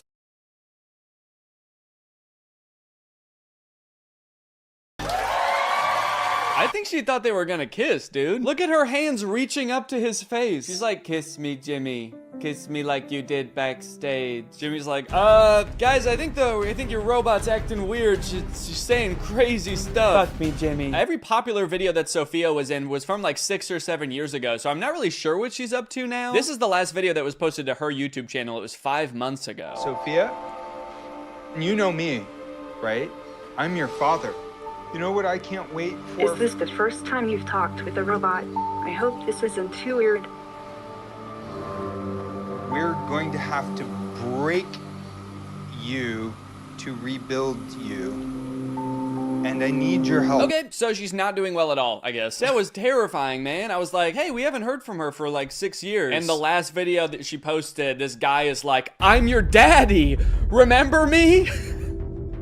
I'm gonna have to kill you. But things have moved pretty quickly in the robot realm the past couple years. This company 1X just recently announced that it has developed the world's first humanoid robot that you can buy to go in your home. His name is Neo, and they've been working on him for some time. This first announcement video is from like a year ago. The robot picks up a bag and hands it to someone and poses with a person for a picture. So this is just an announcement that they had like started working on this robot, so they only have like 3 seconds worth of footage. Just the robot handing her a bag and then posing for a picture. Kind of seems like maybe the robot only functions for 3 seconds at a time before it, like, I don't know, gains sentience and tries to destroy. The clothing may be an effort to cover up what 1X says is a, quote, muscle-like anatomy. Oh, gross, dude. Don't show us a picture of its dick when you say the phrase muscle-like anatomy. Does this thing have a penis? Also, they said that this thing has a 7.5 mile-an-hour max speed. That's like an 8-minute mile. Why would this thing need to run that fast if it's just doing chores in your house? You forget your bag at home and you look out your rearview mirror and this robot is just sprinting down the road chasing you. Your bag, you forgot your bag. Okay, here's some little demos of Neo doing stuff like putting away the dishes, handing this woman eggs that were already within arm's reach of her. Now you might be looking at this cord and thinking, oh, that's kind of lame. Does this thing need to be plugged in the whole time? But don't worry, this is just a leash to make sure he can't attack this woman. Now it's interesting that this robot is like in a tracksuit. He's kind of swagged out with a sweater. Not exactly the Jetsons-esque metal robot we were all picturing in our childhood. It is nice and cozy, but like, what happens when this thing gets wet? What if he spills egg on himself? If you have this thing doing chores in a household with children for more than like a week, it's gonna smell like shit. And I guess you could just take off its sweater to wash it, but then you're gonna see this thing's dick, and I really don't wanna see that. Okay, but those were just the early beta videos. This is the official announcement that you can pre-order Neo. Now, this came out 3 days ago as of recording this. And look at this, now Neo has a much improved look. Instead of that black face visor, they gave him the creepy black eyes the parents have in Coraline.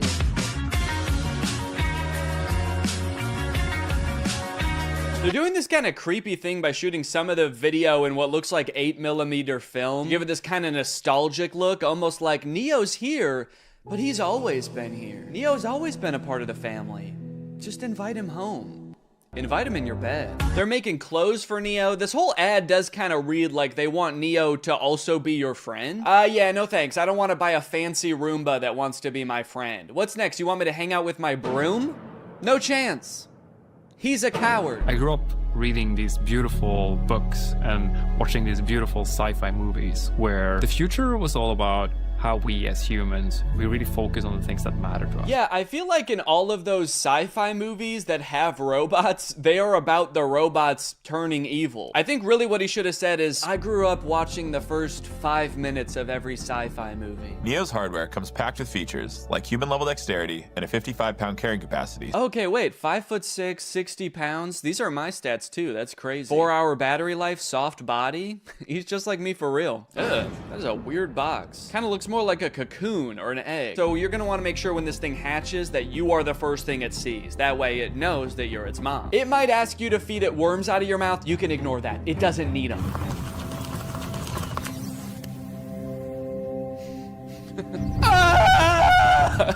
That's just its startup sound. Don't worry, it's not in any pain. Hey, I'm Neo. I'm here to help around the house. What's your name? Harry. Nice to meet you, Harry. Why is he so close to his face? I mean, Harry. I don't like how close Harry is to the robot's face. I'm Harry. And you're gonna be hugging me for the next 9 hours. Dude, I do not like how this guy is sizing this robot up. 5'6", soft body. You'll do just fine. He's just like, don't play games with me. Neo doesn't like games. If there are any chores that your Neo hasn't learned how to do autonomously, you can use expert mode to have an expert from 1X supervise the session and provide corrective intervention to help